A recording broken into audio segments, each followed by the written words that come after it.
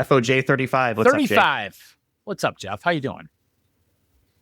I'm good. Hopefully the internets are stable and I won't have to do a lot of fixes on this episode like we did last week. So yeah, I didn't realize what you had to go through to put that thing together, because I listened to one of the 10 listens we get is me, believe it or not. And so I listened to every episode and I thought it sounded pretty good. There were a couple instances where we were kind of talking over one another, and I just kind of chalked that up to one that, it actually was bad. But little did I know that you had over 100 corrections that you had to make before you had to put that episode out. So kudos. Yeah, it was a lot. It was kudos to our producer, Jeff. Yeah, it was a lot. It was funny as I was going through. I was like, okay, I could tell when we were recording, like, okay, this is going to be a problem. And, it's all right. I'll fix it as best as I can later. And it is what it is. And then I started listening to the episode. I'm like 3 seconds, 4 seconds, 5 seconds, 7 seconds in between right responses. I'm like, oh boy, this is going to be a long episode.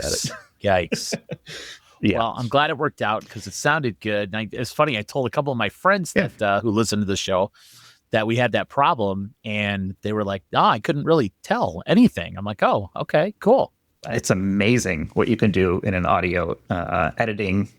I've done enough of these now that I could be like, fix a lot of stuff. But crosstalk is like the worst thing for me, like as an editor. When you have multiple people talking and you're trying to fix timing, it's a real pain in the ass. So let's do this one for Tyrese. Do it for Tyrese. Let's make it a good episode. Yeah, let's do that. Yeah. Poor Tyrese Haliburton. Wow. You want to start we there? might as well. OKC in Indiana playing Game 7 as we speak. Is the greatest 2 words in sports is always Game 7, and it looks like our guy Tyrese Haliburton maybe tore his Achilles very early on, and I know he was playing, I think, with a strained calf, but obviously this one's going to keep him out for a long time. So, yeah, we'll do it for Tyrese. Yeah. You don't want to see, players get hurt and stuff like that. But I think the question will be, should he have been playing if he's playing on a strained calf? And, this is the question I think that a lot of athletes get asked and get criticized for is, are you hurt or are you injured? Right? It's like the program. Yeah. Can you play or are you putting yourself further at risk? And, I don't want to armchair quarterback it here, on the internet, but maybe he shouldn't have. But it shows that Haliburton's definitely a team first guy, I think, by risking his, obviously risking the game itself. And then looks like, if his Achilles is torn, he's probably out most of, if not all of next year. That's a pretty serious injury. And just the thought of tearing your Achilles tendon is just, that's one that just makes my skin crawl, Oh, and it's one of those injuries too that, you can do all the training in the world and everything right and just pop. Yeah. That's it. Obviously there are certain risk factors that will increase it somewhat, but it can happen to anybody at any time. You see a ton of non-contact injuries in every sport. Oh yeah. And, it's knees, it's Achilles, it's stuff like that just pops. And it's like, what else could you have done other than, stretch and warm up, which you have to assume a professional athlete is doing. So, it's such a raw deal. You could tear your Achilles walking up and down the stairs. Like you said, it's like that. So, who among us has not had a leg cramp in the middle of the night and waking up with, a calf going crazy? Like, what the hell is that all about? Right? It happens to all of us. What is it? The midnight Charlie horse or whatever they call it, where your hamstring just turns and just grabs you, and man, that thing will make you stop on a dime when that happens. Or like if you're in water and you get that Charlie horse on the side of your foot and like your toes just kind of curl and you can't do anything about it. Yeah, I get those more as I get older in my advanced age. It's happening more often, which tells me I need to drink more water, because I think that's what causes that, is lack of hydration sometimes. So, yeah, I can see that. But that's just the worst. Oh God, you can have a very peace, and it could just come out of nowhere. It's like, okay, you can totally feel totally fine, and then it'd be like, it's 3 a.m. and all of a sudden, like, your leg is locked up. Like, what the fuck? I remember, I don't know if you remember this. When we were younger, working at Chili's, we all went out to eat somewhere. And all of a sudden, we were like sitting in one of those circular booths. And I don't know if you were there or not, but all of a sudden, one of my hamstrings just kind of wrapped. And I was like, holy hell. And the only way to really stop it is to like flatten your leg out, and stretch it out and all that. Well, you can't do that sitting in a booth at a restaurant. Right. So, was this at Fridays? Because I don't know if this was wasn't. Chili's, It wasn't at Chili's, but it was with the Chili's group. Okay. But yeah, it did. I have a feeling this was on Fridays in the corner round booth. Yes, and I was, and it just all of a sudden grabs you out of nowhere, and you're like, oh, and all of a sudden everyone was looking at me like, what the fuck is wrong with you, man? And I'm like, I'm like, you guys don't understand, and my hamstring just did its thing, and oh my god, I remember it was so bad. But I remember one time after tryouts for high school baseball, I actually had them both going at the same time.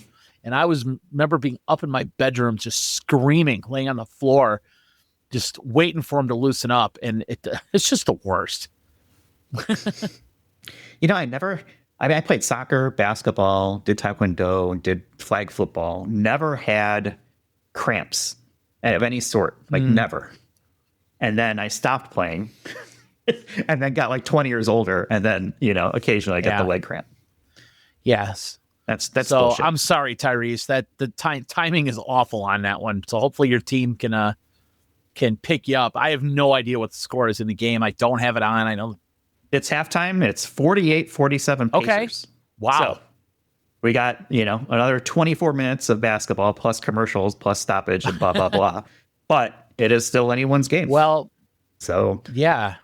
Yeah. Well, I mean, the Pacers are more than just Tyrese Haliburton. I mean, they've got other guys that can step up. But I keep saying, OKC, you have the MVP of the league on your team. He's supposedly the best player in the league on your team. And I thought OKC would win this series fairly easily.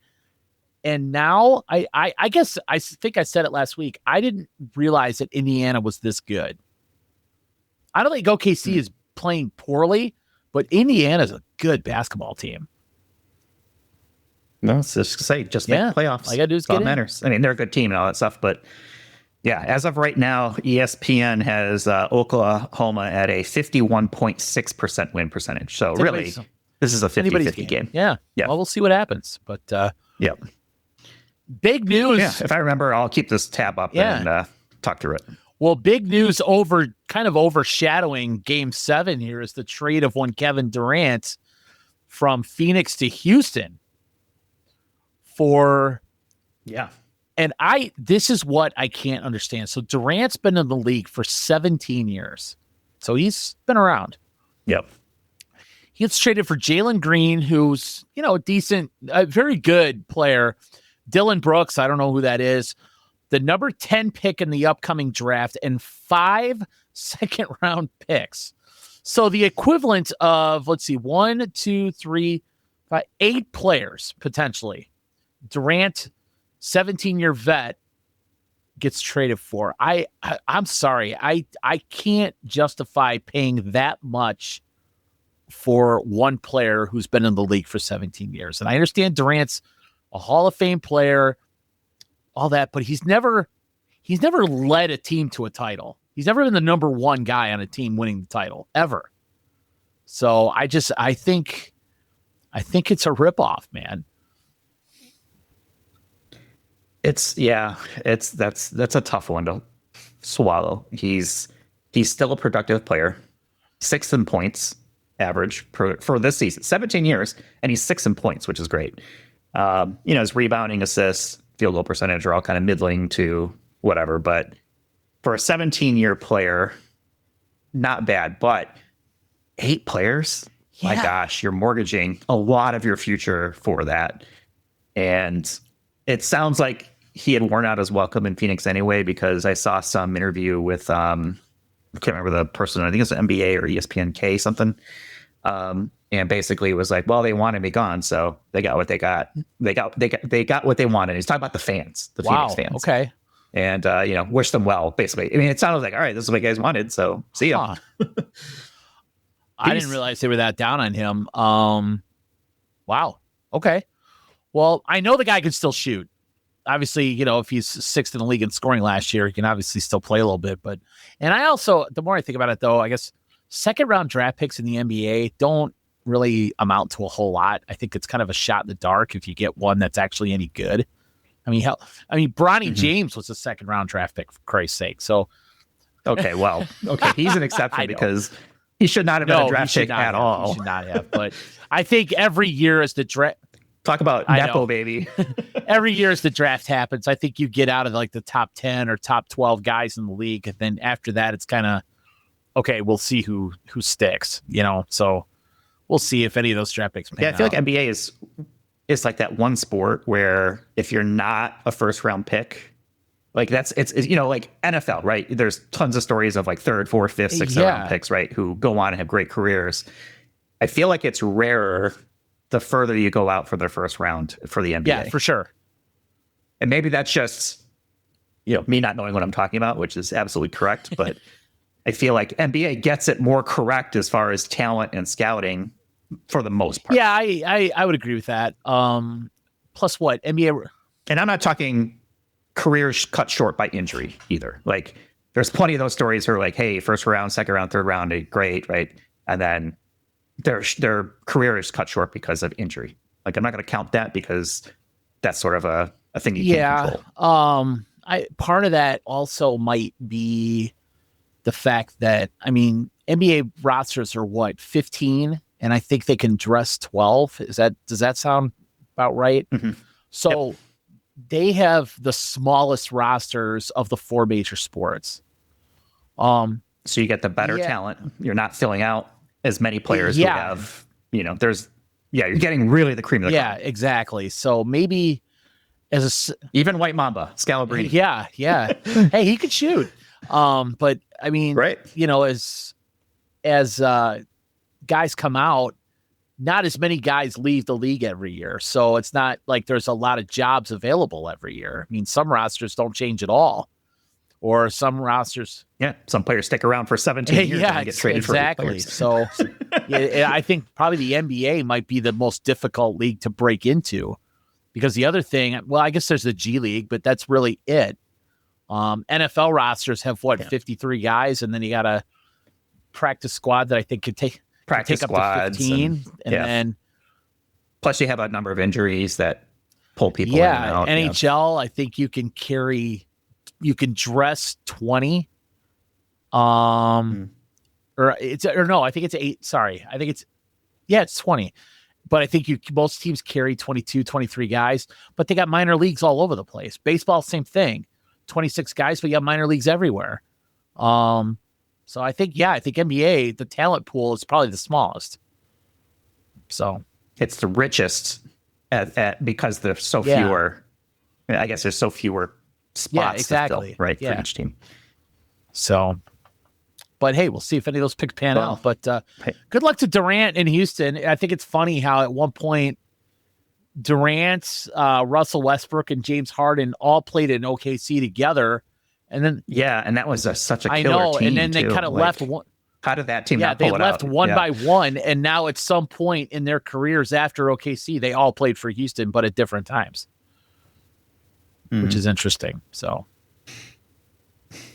well, I'm not going to feel bad for him. I mean, he's like plenty of money. He's got a great career. Yeah. So good luck to him. Oh, for sure. So he does seem kind of douchey to me, though. I don't know. I think he's a little bit antagonistic sometimes. Yeah, I've never been a huge. I mean, I'm a fan of his game. He's obviously a great player, but I've never been a huge fan of him. It's kind of a, just a. Douchey's a great word. I can't really come up with anything else. He is kind of a D-bag, So yeah. All right. Well, we're doing it for Tyrese. We're not doing it for Kevin Durant. So good luck in Houston, you D-bag. Anyway, you want to? Should we make him the? He could be the dumbass of the week. Sure. Hey, the Phoenix fans got what they wanted. Yeah. So there you go. Well, he really blew it because, it was him, it was Booker, And Bradley Beal, they should have won. They should have been a lot better than they were with that threesome right there, I think. He got hurt, I think, too, at some point, right? I think he gets hurt. I mean, often enough. Relatively, often enough. Yeah. I mean, he's got to be, 38, 37, 38 now? So it's not like he's a young guy, but. He's 36. Okay. Yeah, still. And according to his statuses, he's out. Oh. Well. So, I don't know if that's just because it's the offseason and he's not playing, or if he had some sort of injury, but ESPN has it as status. The entire team is out. Or maybe that's just his right, maybe that's just his Phoenix career. Yeah, he's out. The entire NBA after tonight is going to be out. So who knows what that means. Yeah. So no, he played 62 games, started in 62 games. So that's he missed 18 games with injury. That's almost a quarter of the season that he missed. Yeah. I mean, he had a couple. I mean, I can kind of see why.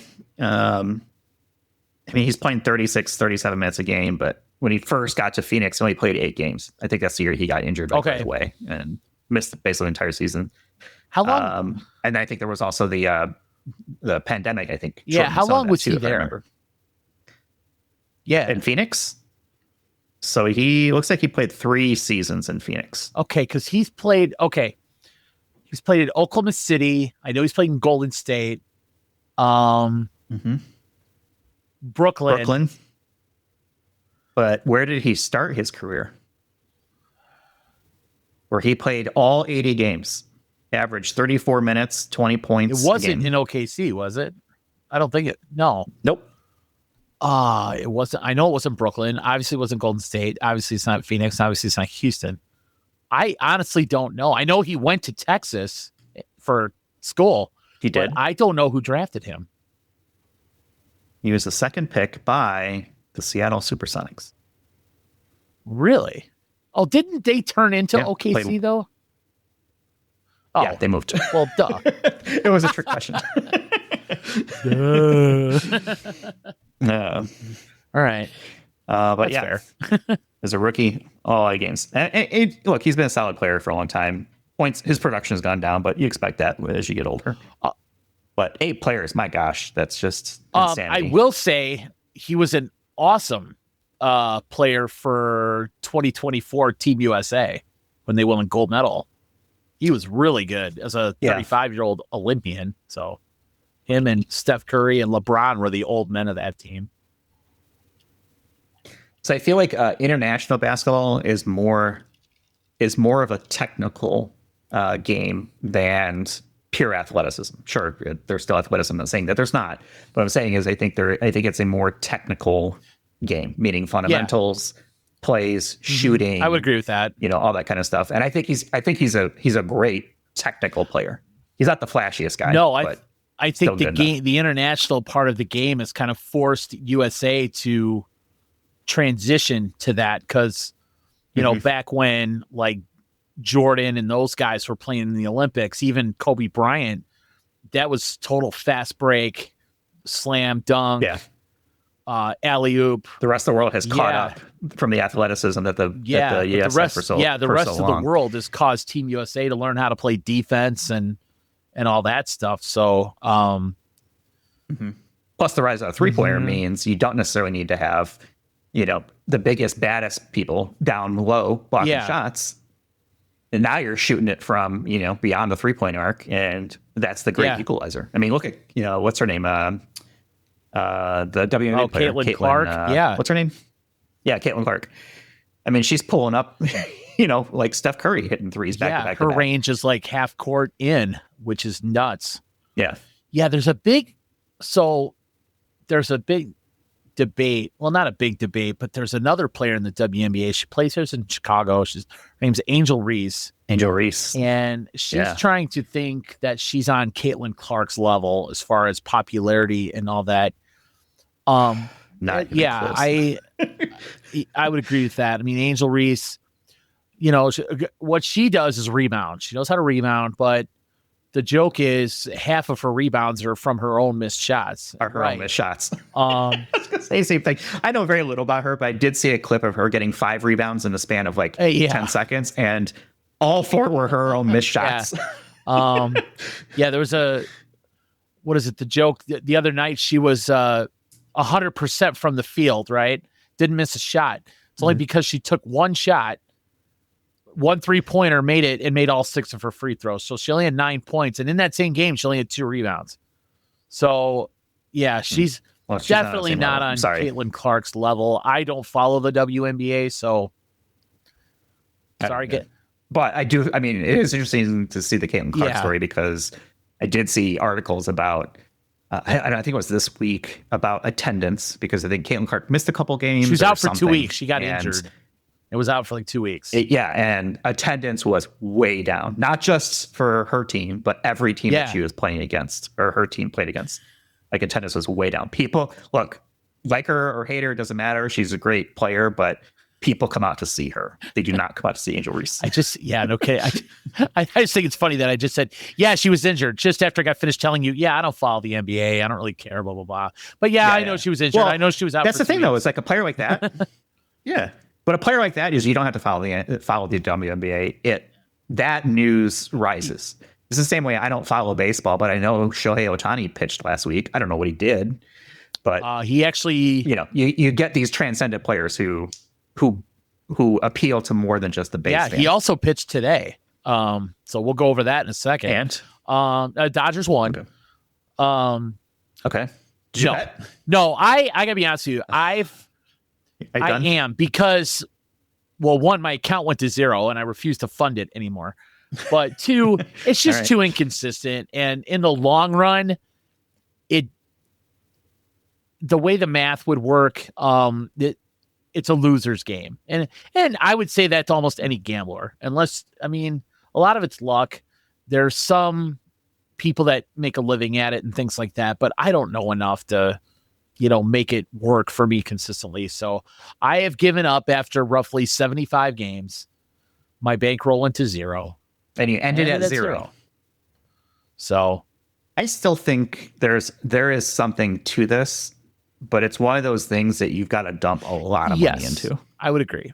And be prepared to lose it. And the return on the investment is probably less than if you just stuck it into a high yield checking account or a high yield savings account. What is it they say? Don't ever invest more than you can afford to lose. That kind of thing. Not that betting $5 a game is going to break me, but it's just it got to be kind of stupid to where I'm just like, okay, there are other things I could spend $5 on. So it was a fun experience. If it's not fun anymore, it was a fun experiment while it lasted. But and of course, the Sox went on to lose 8 in a row after I gave it up. And the Dodgers now have the second best record in all of baseball. I think it's 48-26 or something like that. They're a game behind the Tigers. 48-31. Okay, they're a game behind the Tigers, because I think the Tigers have 49 wins. But again, over the course of 162, I'm asking the Dodgers to win 2 out of 3, which is over 100 wins. And I'm asking the White Sox to lose 2 out of 3, which is over 100 losses. The Sox are a little better than they were last year. I think they won their 25th game last year in early July. And they just won their 25th game. I think it was today.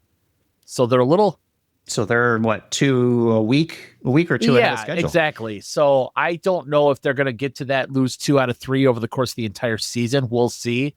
But again, it kind of got to the point where I'm like, I'd forget one day, and then I'd forget 2 days in a row, and then I'd remember, and then it'd be on a Monday or a Thursday, and the Dodgers were off, or the Sox were off. I'm like, well, fuck, I'll do it tomorrow, and then I forget again. It's like, all right, I got other things to pay attention.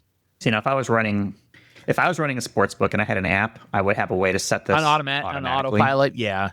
Now, what I don't know if that's illegal or not. I don't know what the rules are for gambling, from a legal standpoint, but I would want to make it as easy as possible to take my customers' money. That's the first rule of business. Don't make it easy. Make it easy to take their money. Yeah, 100%. So I don't. Yeah, and just auto it. Yeah, I don't know if I would come out ahead in the end, but it was fun while it lasted. So it was a fun and entertaining bit for us, at least. Absolutely. For the last few weeks. But for the news for the Dodgers, Shohei has returned to the mound. And how'd he do? First appearance was last week against the Padres. Gave up a couple of hits, threw a wild pitch, gave up a run, threw only one inning. So it wasn't all that. I mean, it was okay. Your first time on the mound. You got to remember, most pitchers when they get hurt, they go down to the minor leagues and kind of figure things out and work their way back. This is a guy who the Dodgers can't really afford to do that because they don't want to take him. They don't want to take his bat out of the lineup, obviously. So, right. Or take him off the field where fans aren't exactly. There. So they're kind of doing this on the fly. So today they pitched him one inning to start the game. And today he gave up no hits, struck out two guys. And they were off and running. Then, he played the rest of the game as a designated hitter. Pitcher came in after him, pitched 5 really nice innings, and they won today. I think it was 13-7, but 4 of those runs were given up by a pitcher late in the game who normally is a position player because they were up so much they didn't want to burn any bullpen. So, really But look at this headline on ESPN for him today. Shohei Ohtani pitches one sharp inning, then drives in 5 runs. It's unbelievable what the guy is able to do. So, I mean, I think he hit his 26th home run today, if I'm not mistaken. It was either today or yesterday. I will look and see while we're talking. And I think that, 26. I think that leads the National League. There's a catcher in Seattle by the name of Cal Raleigh who is up to 30 home runs, and he now owns the record for home runs before the All-Star break by a catcher in all of baseball history. And I think he's also the quickest catcher to get to 30 home runs. So, pretty awesome. Cal Raleigh. Yeah, same here on the list. Raleigh's got 31. Judge is 27. Okay. Ohtani's got 26. Yeah. And he's got the most, he's got second most RBIs. Or Cal Raleigh. I'm having a hard time saying that. 66 RBIs. Yeah, I think his last name is spelled the same way as the city of North Carolina. Which I'll be in a few weeks. If it weren't for Aaron Judge flirting with 400 for a batting average, Raleigh would be the runaway MVP guy right now. But, Judge at 367. Okay, so he's starting to fall off a little bit. I mean, he was in the 390s for a long time. I mean, nobody's hit 400 since Ted Williams in like 1940 something, whatever it was. So it's not an easy thing to do. I think George Brett hit 390, and I think it was 1980. And that's the closest anybody has come in 80 years roughly. So, but yeah, Cal Raleigh he hit a couple. The Mariners were just here in Chicago playing the Cubs, and I think he hit like 3 or 4 home runs in the series. So who is this guy? Is he, let's see, looks like he's been around for 5 or 6 seasons. And so with Seattle. Is this guy just coming out of the blue? Is like, hey, or is he a known good player? Because I've never heard of him before. He's been good, but not this good. He's kind of come on the scene the last probably 2 years, but he hasn't had a season like this because you would know him. So I'm looking at his home run totals, and something's off here. Okay. So he hit 2 home runs in his first season. Only played 47 games. So fine, whatever. And then he played 119 games, 27 home runs. 145 games, 30 home runs. 153 games, 34 home runs. 75 games, home runs. 31 home runs. So one of these is not like the others. So either it's his coming out party and he made a swing adjustment, or like you said, something's not right. I don't know. I don't know what to say. I don't know how to speak to that. His batting average is up from 220 last year to 276 this year. As that fruit fly flies around me. Hey, right on. Yeah, I don't know. Some guys make adjustments and they just figure it out. Some guys get new hitting coaches. I know Seattle has a new manager this year. I don't know if that has anything to do with it, but you know, their old manager used to play for the Cubs, Scott Service, if you remember that name. And he Scott was Service. there. He managed the Mariners for quite a while, but they let him go. And now their manager's Dan Wilson, who played for the Mariners in, I think, the early 2000s, maybe late 90s, and is from Barrington, Illinois. So, yeah, hometown guy. I know somebody else who lived in the Barrington area at one point. Yeah, for a little bit. So, you know, kind of little local flavor out in Seattle, you know. So, yeah. Quick update. Pacers are down 6. Okay. 7:43 to go in the third. So looks like OKC's making a little bit of a run here in the third quarter.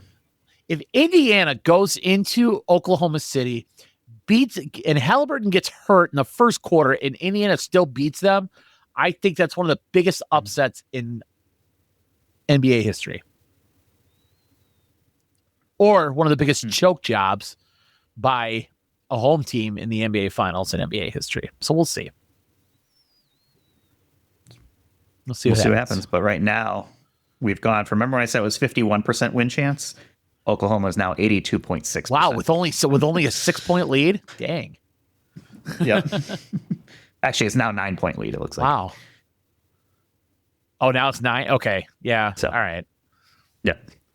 All right. I'll keep you updated as we go on here. I got it pulled up. I have a feeling that Oklahoma City is going to take over and just kind of run away with it. Win the game going away by about 16 points would be my guess. But we'll see. Okay. See what happens. So, yeah. In other news, what is it? Florida Panthers won the Cup. Second year in a row. I know. No big deal. Right. Former Blackhawk Seth Jones, who everybody in Chicago did not like, was traded to the Florida Panthers early in the year, is now a Stanley Cup winner. Yay for him. Boo hiss for Chicago. But there is some news for an ex-Chicago Blackhawk who is totally beloved in this city.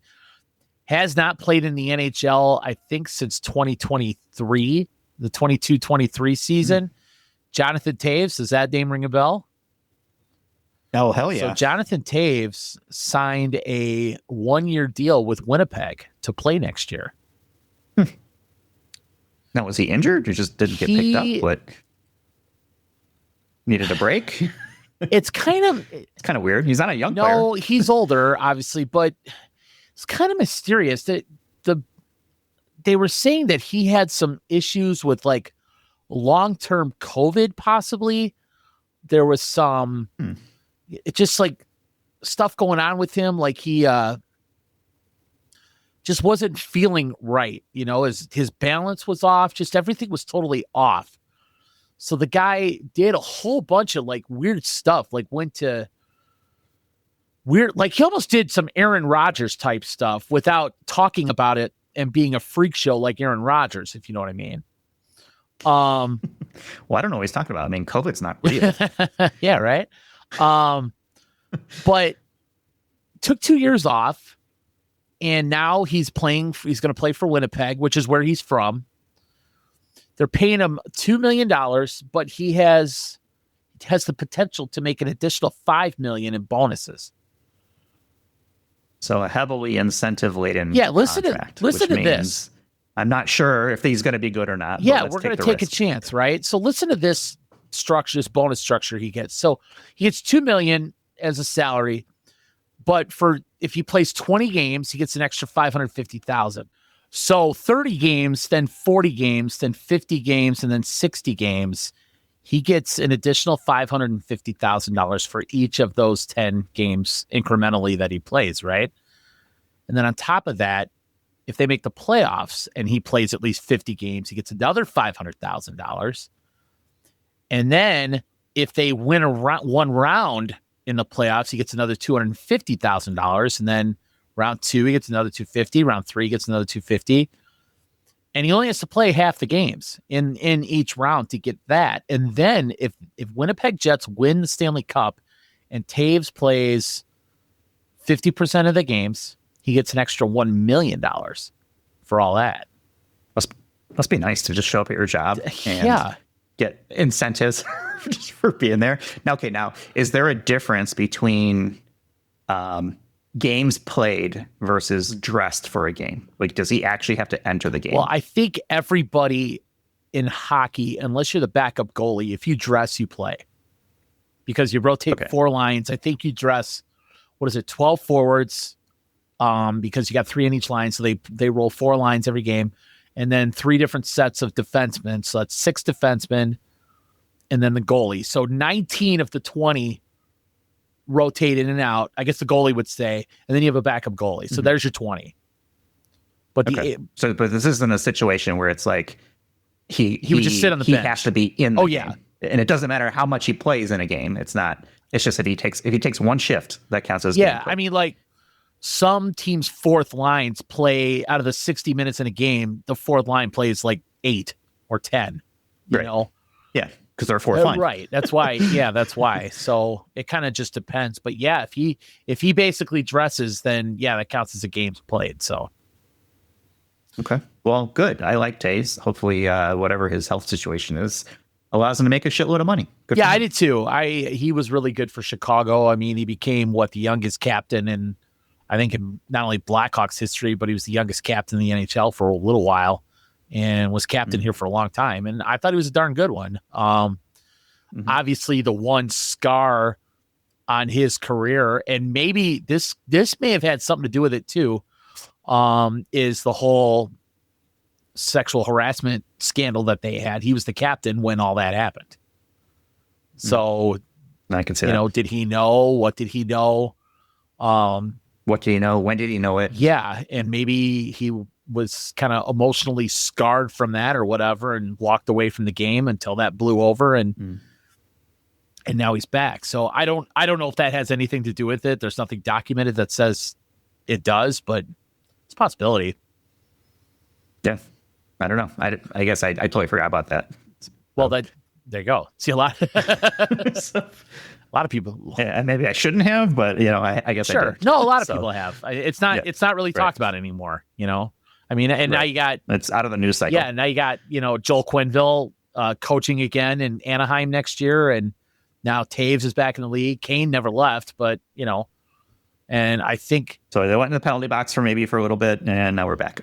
Yeah, I'm trying to. I don't think anybody else from those teams still playing. I don't think so, or at least anybody that was of substance. Anybody that was crucial to the team's success that I know of is still playing.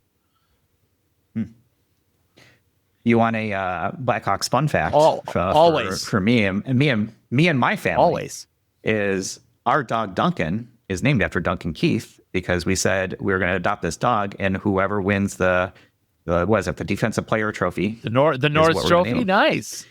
Yep. So our dog Duncan is named after Duncan Keith. Very nice. I have Michelle's aunt. At one point, they had 3 dogs, and they were named. Was she named after Duncan Keith too? No. Well, no. Her aunt. No.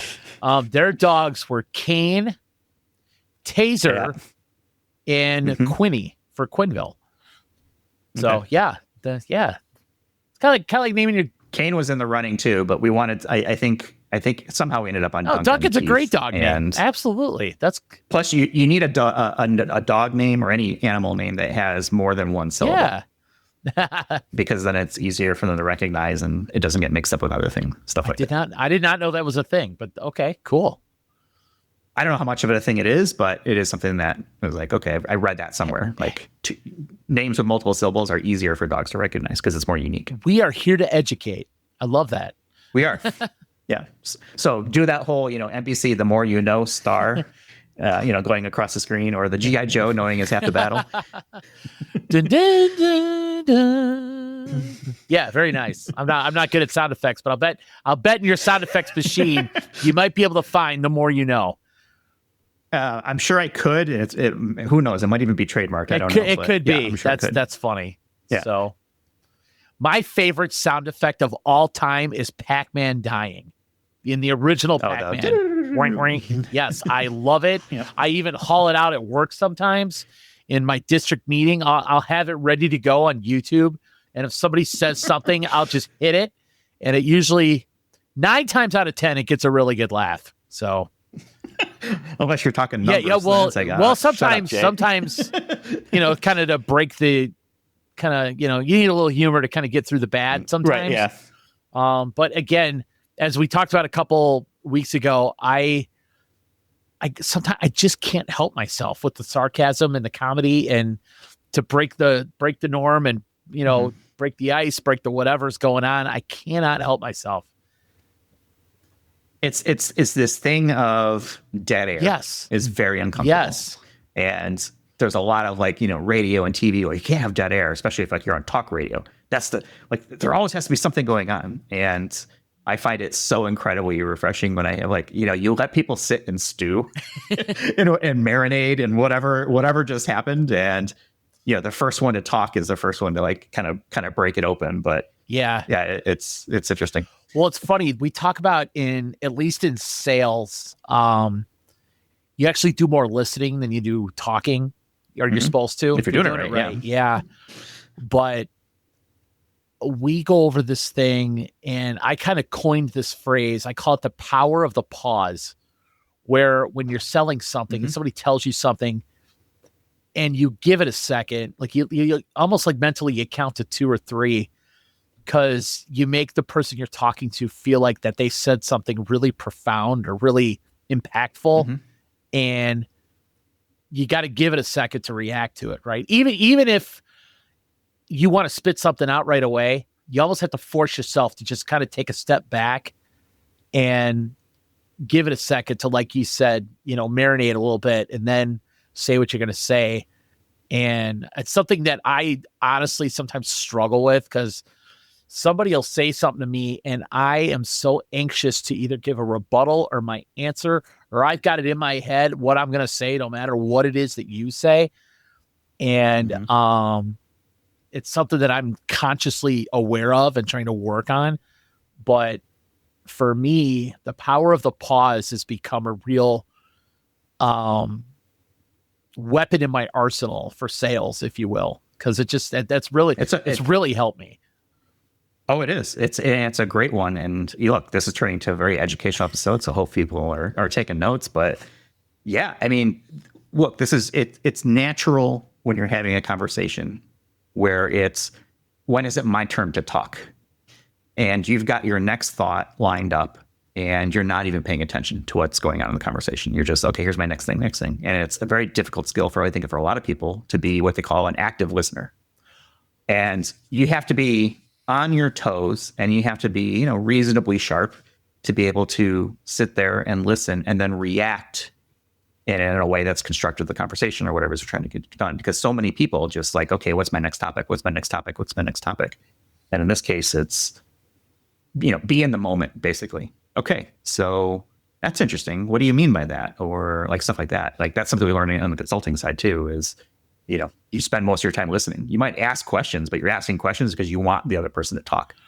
Right. We get fed the idea of always asking open-ended questions, not just yes or no's, not just, something with one-word answers and things like that. And I actually did, when I was going for that job a few weeks ago in learning and development, I did a presentation on active listening. And I learned more about that skill and learn more about myself and how I handle that skill, or need to develop more in that skill in doing that presentation than I ever had in the past. Because I am one who, again, if you say something, it might trigger me to be like, okay, I need to answer that as soon as possible, or I need to almost stop you right there. And I need to stop that. I need to let people finish their thoughts and get everything out and then react to all of it. And then, if I need to go back to something, that's cool. But I'm really trying to actively work on that. So, yeah, that's a hard skill and it's a valuable one. So I think this is great. I think there's a lot of people who get into a job and then they okay, well, I'm not interested in getting better at what I do. It's just, I have the job now. Let me just figure out how to get through. And I think that's the difference between having a job and having a career is, look, I want to be the best X, whatever X is, that I can be, versus I'm just doing this to pass the time or to make enough money to do something else.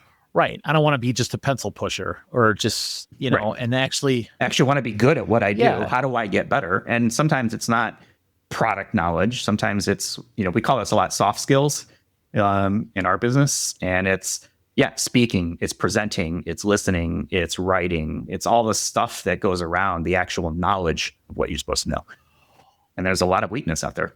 Yeah, I think when it comes to being good at that kind of stuff. Yeah, and I think and I try and teach my boys this as they get into the work world and looking for jobs, and my youngest, who's got his detail business that he's starting, is talking about the one thing that he needs to work on is the sales side of his business. He's really good at executing the jobs themselves, but the one skill that he needs to, and he totally recognizes it. He goes, I need to get better at the sales side. And I think as you move along your job, you can't ever just be, like you said, you can't ever be just 100% satisfied with what I do and how I do it. You're always learning. You're always developing. It's never perfect. You're never finished. You're never a finished product in terms of your skill set. You can always learn something new. So I agree with you. It is okay to get smarter. Oh, yeah. I mean, and it's okay to be wrong, and it's okay to go back and redo something. Look, mistakes are going to happen. We're all human, but it's okay to get smarter. Like, okay, I didn't like the way that went. I am my most critical after I have, as I sit here and record a podcast, I think, I should have done this differently, or should have done that one differently, et cetera, right? And, that's the same way that I approach everything. Okay, well, how do I get better next time? How do we solve for that next time so it doesn't happen again? And you'll never be done, but you will have prepared enough to say, okay, I've thought about this and I've mitigated the chances of X or Y or Z happening because I've done this thing. It's like, you haven't gotten into it yet. You fell off the Game of Thrones bandwagon, didn't you? We haven't. Yeah, we got to get back into that. Okay. There's a great quote by Littlefinger. Do you know who Littlefinger is? He's the guy in the first season who portrays Ned Stark. And I don't want to spoil it, but he has a quote that I use all the time in my actual work. And it's, fight every battle everywhere all the time, and you'll never be surprised. Yeah, that's a good one. Yeah. And it's a Game of Thrones quote, and it does a couple things. I'll say that, a lot to like clients and stuff like that as a kind of talking. Yeah. And if they're a Game of Thrones fan, they get it. If not, I explain it to them.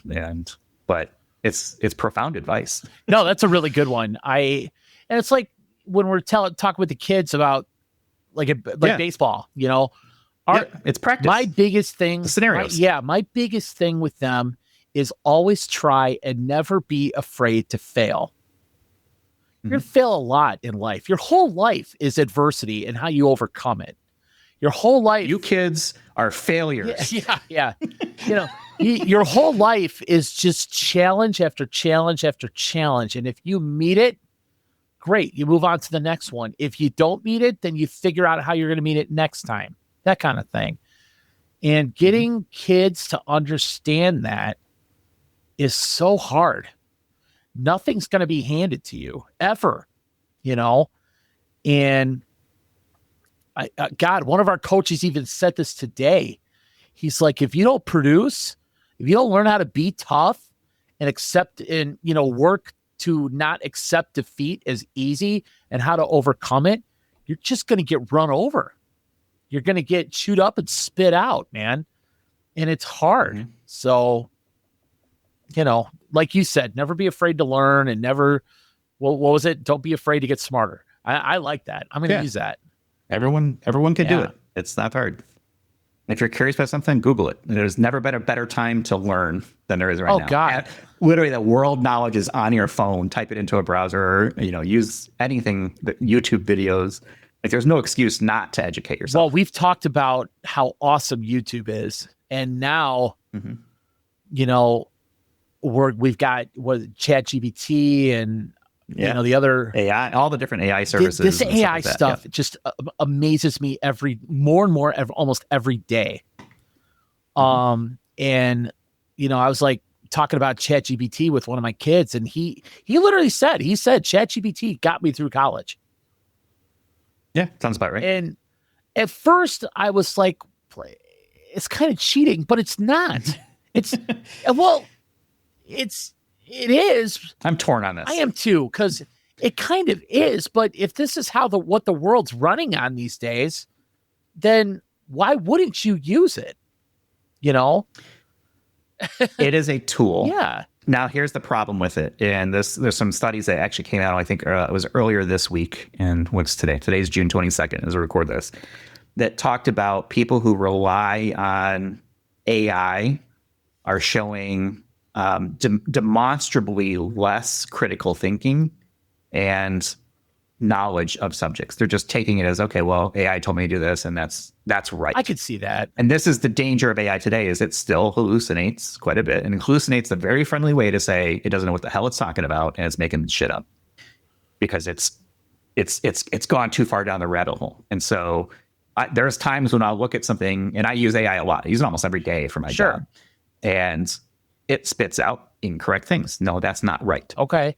And if you don't know any better, and you just accept it. Yeah. Like as of now, and it'll get better, I'm sure, as everything will, you still have to know what you're talking about, and you have to know your subject. If you know your subject and you know AI, you're an unstoppable force right now. But if you're just using AI alone and you're not fact checking it and you're not making sure that the content is actually factually correct, you're gonna really struggle. Because you're seeing this now with like shortcuts in legal, where lawyers are showing up with cases that have been presented by AI and making up things that never happened, and they're getting called on it, and it's pissing a lot of people off, and it shows they don't know what the fuck they're doing. Right. They're trying to take a shortcut. They got busted big time, and that's not a position you want to be in. So you got to be really careful, but it is absolutely tool. You can't, the genie's out of the bottle. You can't put it back. You've got to figure out how to live with it, coexist with it, but also figure out how you're going to trust it and validate that the actual information is correct. It's almost like, because there's actually attacks against AI models to poison them with incorrect information and misinformation. That's an actual legitimate attack that we see in the cybersecurity business. That's interesting, because I mean, I guess the ultimate goal of AI isn't necessarily to do something for you, but it's to support you in what you're doing, I would think. I mean, ultimately, yes, but people are conflating the two and say, okay, well, let it just take over and make all the decisions. That's where we get into Skynet and idiocracy. You can't let things like ChatGPT and AI and I don't know what some of the other forums are, but you can't let it do the thinking for you. And I think... And that's the critical thinking that's been a problem for us. And I think in using the student example, whether you're in college or you're in high school, you can get away with it, I think, there. But out in the real world, if you're making a presentation or if you're, quoting a job or interviewing for a job and they're asking you about a certain skill, I mean, your AI shouldn't be able to help you there. It shouldn't. But have you heard of the company called Cluely? No. Like the word clue and then L-Y, no. Cluely.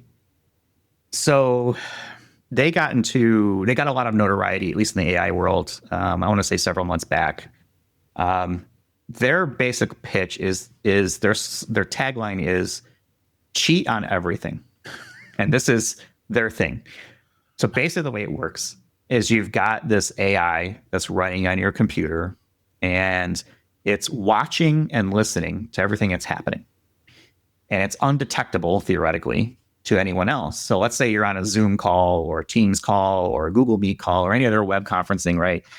Just like we are right now. Like we're having a web conference on the internet, recording this. Let's say we're having a business meeting. This thing is listening to the audio of the conversation and constantly popping up with tips and things for you to say counter. So if you're in sales, and maybe the customer is saying, well, that's too expensive, it's analyzing this in real time and giving you things that you can say back in real time to say, oh, I understand that, blah, blah, blah, and here's a note for you as the salesperson to do things, or whatever it may be. This is just one scenario. School, if you're taking a test, if you're doing an interview, and let's say I'm interviewing for a job to do AI machine learning development.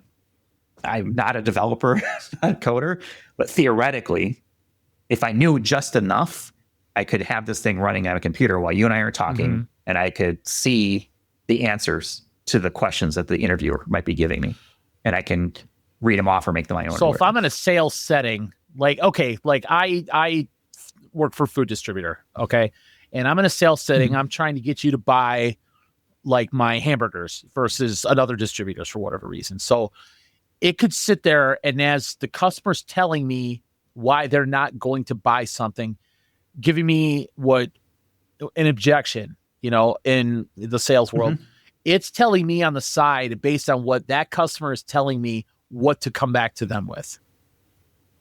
Yeah. That's wild. Now, it's still very early. They got in trouble for this because I think students were using it, and interviewees, applicants for jobs were using it. And basically it was kind of like, okay, they only know what the AI is telling them, and then they get hired in the job and they don't know shit. So say you still have to know your stuff, but so it's getting people. It's just the type of thing. It's getting people in trouble is basically what's happening. Right. The company's on the trouble. Concept is really interesting. Yeah. Oh, very. Well, I think they've gotten. I think it started off with a little bit of negative press because it's frowned upon. It was like, sure, people are using it for cheating, and that's now they've leaned to that whole thing. It used to be cheat on everything, and now they're calling it everything you need before you ask, is like their tagline. That sounds a little better. Because, right. But because it analyzes anything it sees or hears. And if you just have this app running on your computer, it can easily tap into the audio channels because we're talking over the internet, and use it as a microphone and blah, blah, blah. And it can hear what you're saying and hear what I'm saying. And it will analyze the conversation. And you prompt it and tell it what you're looking for and stuff like that. So I don't use my computer a lot in sales. I do pretty much everything on my phone, because like our ordering system's on an app, our Salesforce is an app. It's all app based. So I don't use my computer very often. I get my email on the phone, all that stuff. So I could download. Is Cluely an app? Is it an active app? Like it's a Windows and a Mac app. Okay, so I couldn't get it from my phone. They've got a manual. I don't think they have a mobile one. Yeah, I don't think they have a mobile app. I think it's only Mac and Windows. Because if that was coming, I could just set my phone down and basically have it like in my lap or something like that, and have it listen, and then I could, go down on it. Yeah. Well, not go down on it, but you know what I'm saying. I mean, I could. Hey man, whatever you want to do to your AI. Hey, however you want to pay for your thing. I don't judge. We're all friends here. We can still be friends. That's Luckily, cool. This show's not rated. Anyway, so I could look down upon it, and as somebody's talking to me, it's taking in the information and spitting out what I could come back with. Theoretically, yes. Now, I have not tried it myself. The demos look really interesting. As anything, if it's used in the real world, there's probably some variability in how well it works, but the idea is there. I can tell you right now, I have so there's a bunch of little AI devices.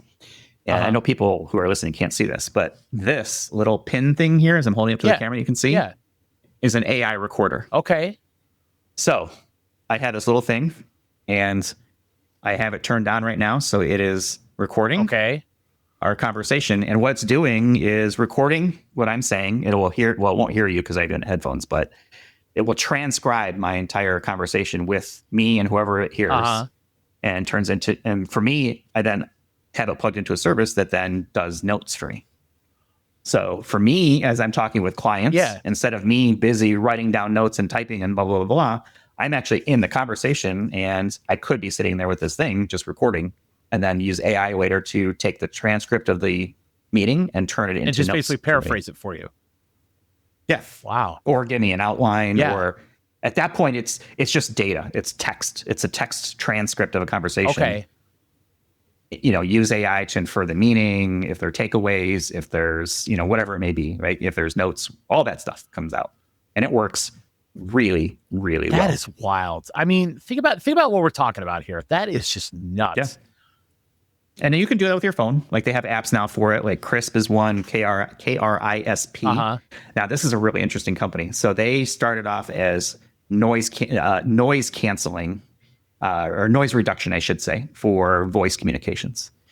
So they were kind of big during the pandemic when it first came out, because everybody started working from home, and not everybody has like a good, quiet office to work from. They'd be working from coffee shops or wherever they could do it, right?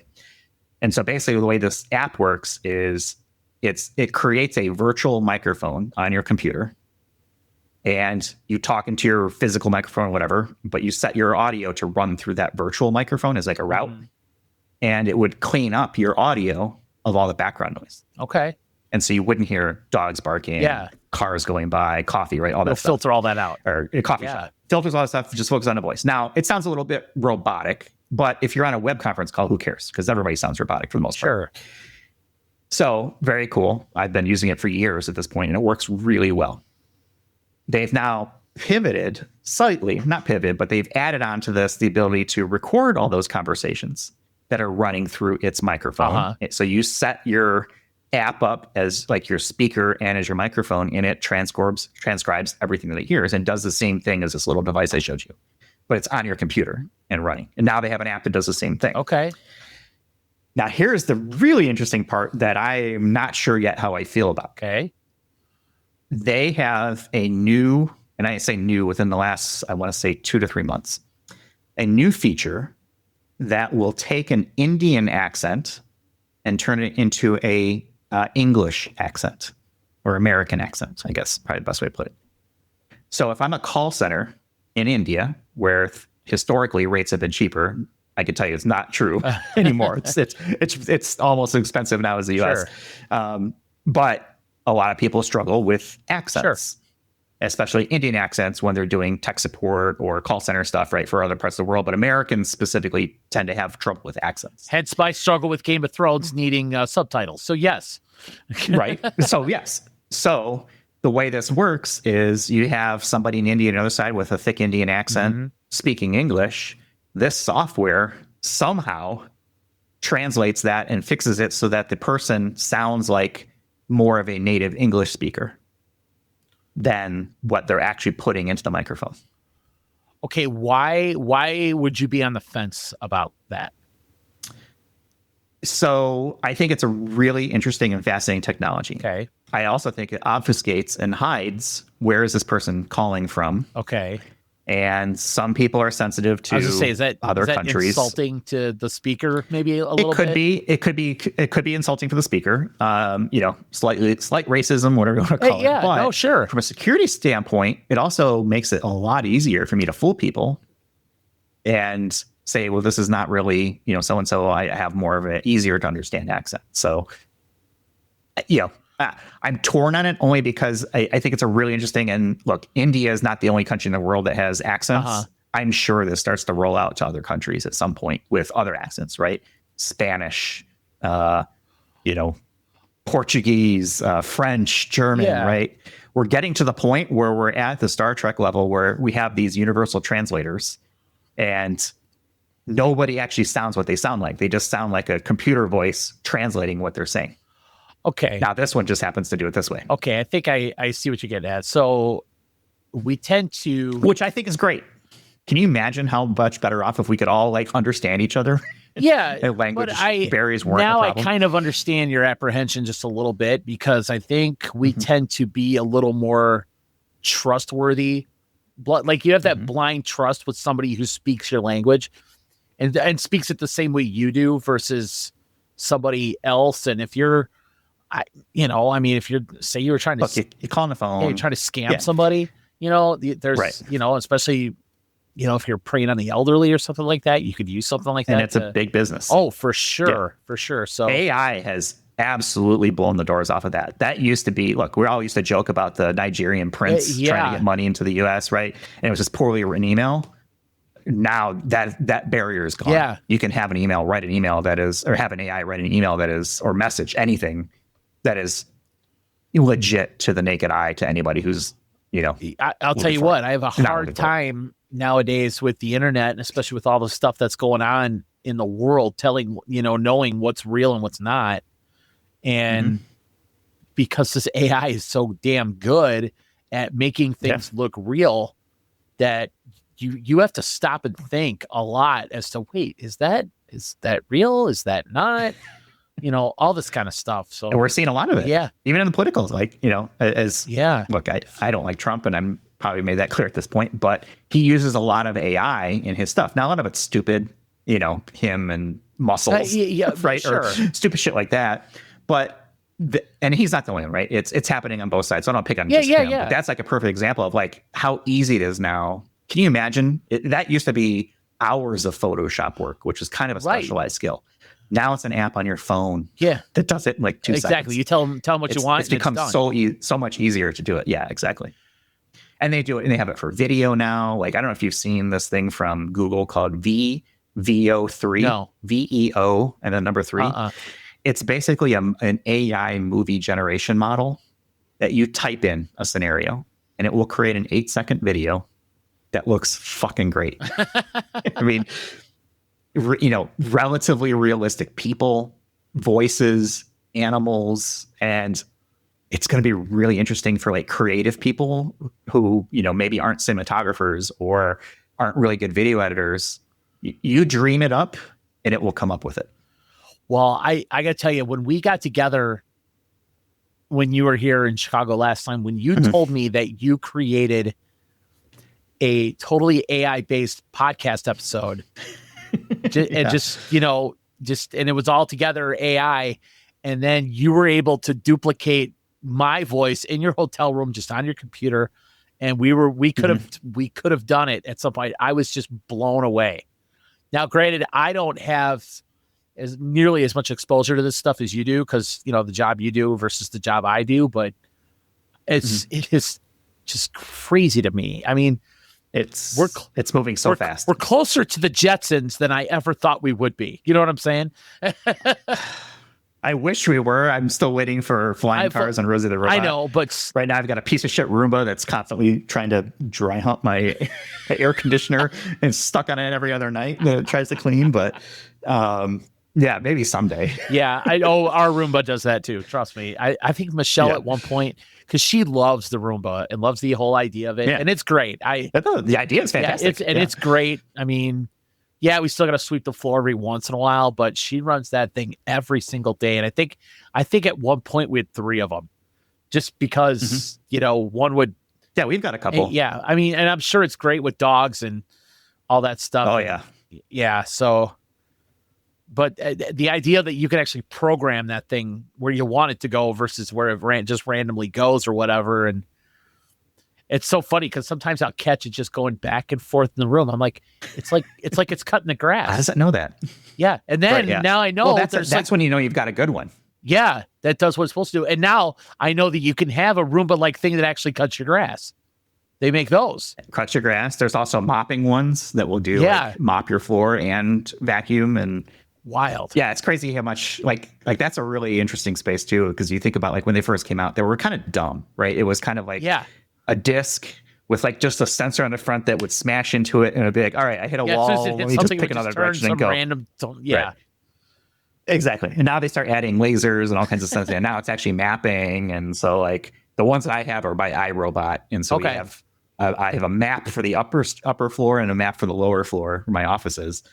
And I can choose after I've set it up which rooms that I want to send it to. And as long as I don't move the furniture around or make significant changes, it's crazy. It handles like that's wild. Exactly. That's wild. I mean, it likes my little standing fan unit here a little too much sometimes, but I don't have to vacuum anywhere near as much as I did before. Yeah, nice. Well, speaking of, that's just look, and that's going to be AI too. I mean, it's going to learn your patterns, and today you have to set a schedule, but now you can set it up to be like, oh, I left the house. If it detects that I've left the house and there's no movement for X number of minutes, go ahead and start up a routine and do it. Yeah. Well, speaking of crazy technology, where are we at with Polestar, man? Oh no. Yeah, it's not good. I forget. So last time I told you that it was towed. It was towed, and you had written Polestar left Polestar an email or whatever saying, I'm done with this car. I'm ready to get attorneys involved. Yep. Let's go. So where are we at? Yes. So the car was towed. What's today? Today's June 22nd. The car has been with Polestar since June 8th. 2 full weeks now. 14 days. Okay. 14 days, 10 business days, if you're counting, lemon law purposes. So we are definitely now past the lemon law threshold. Past the lemon law stuff. Got it. And so I have reached out to a couple of attorneys. Now this kind of sucks. Is like I've reached out, nobody's getting back to me. So if you're a lemon law attorney, or you know somebody, send them my way because nobody seems to want to get a hold of me. But yes, I was supposed to have it back last Friday, which would have been the 13th. Okay. It was going in, software issues, whatever. We were going to update it. And on the 14th, which was a Saturday, actually it was on Friday, I got a call from the dealer saying, hey, things are fixed. We're ready to go. We're going to, get it towed back out to you. It'll be a couple days. I get a call on Saturday saying, hey, we're at the thing. We're going to get your car out to you today. I'm like, okay, cool. Like a couple days early. The towing company that is in Charlotte went to pick up the car, and it had another fucking software thing on the here in the front. SOS error, which is like airbag and like other safety features not working, right? And so thankfully they didn't put it on the truck and send it back to me, because I would just sent it right back to them. But the guy's there, so he goes back into the service center and says, hey, there's an error on it. It's like, okay, so they didn't bring me the car. I get a call. Actually, no, everything was by email at this point with the dealer, the service center. So this is the week of the 16th now. So now it's a week after it's been there for a week already. Okay. Like, what's going on? It's like, oh, we have another case open for the error, blah, blah, blah, with Polestar support, and we're waiting to hear back. I got a call from the service manager on Wednesday, the 18th, saying that they need to replace a part in the seatbelt thing, which is why it's getting the error now. And that's not the error that I sent it in with. Okay. That's a totally different error that popped up while it was there, of course, which is amazing. Yeah. And so like the part will be here Friday. So that would have been Friday the 20th, which is just a couple days ago. And theoretically, they replaced that part and put it in and resolved the error. I get an email from the Polestar support person that I've been working with, like they're like, keep me updated. Mm-hmm. So I'm going to read you. This is the email thread since Wednesday, because I'm constantly having to ping them for like what's going on with my car. Okay, so Wednesday the 18th. Wednesday. There we go. This is Wednesday the 11th. Oh, okay. So this is 2 weeks ago. Is there an update on vehicle status? That's all I sent. Uh-huh. I get back a couple hours later, still working on it. That's it. No other information. Just still working on it. I'm like, okay. So that was Wednesday. Thursday, a new software update rolled out for the Polestar 3 2 weeks ago. So that would have been, what is that? That's the 12th, a new software update. And of course, every new software update is supposed to fix all the problems. So I'm like, okay. So then I emailed them on that Thursday saying, hey, is the new software update being installed, the version number, and sent it to them. Uh-huh. And I get back, again, this is all I get back from the service center. Yes, it is. Okay, thanks. So that's Friday the 13th. And then Saturday is when it got the new error it was going to tow back. And then Monday the 16th, we have opened up a case for the SOS messages, are waiting for a response That's literally all the message says. Okay. And then I get another update Thursday, the 19th. So just a couple days ago, update, still waiting for the case to respond to what's next. And then I respond back. So during that time, I got a phone call saying the whole seatbelt part was supposed to be replaced. And that was kind of like that. And they would call me on Friday with an update. Okay. Where things stood. They didn't call. Just sneak peek. So Thursday, we have a case. They have opened up a case, blah, blah, blah. And then update, still waiting for the case. That's Thursday. And then I write back, is this still related to the seatbelt part that was supposed to arrive Friday or something new? Yes, it is. What the fuck, man? Like, wow. Yes to what? Yeah, right. Is it the seatbelt? Did you replace the seatbelt part? Like, what the hell's going on? So, yeah, 2 full weeks now. Again, no Polestar 3. And yeah, I'm in the process of trying to find a lemon law attorney to work with on this. And you said no attorney's gotten back to you, or? I filled out like online forms to somebody last week. No response. Yeah. And I sent to the response and I was like, hey, are you interested in this case or not? Because I didn't hear anything. Yeah. And then Friday night. So it's a weekend. I'm not expecting anything until next week. So you just started that. Just nobody's getting back to just started that. Just started the process last week. Yeah, gotcha. Okay. Yeah. But I did send an email a couple weeks ago saying, here's what I want. I want this returned. Give me all my money back.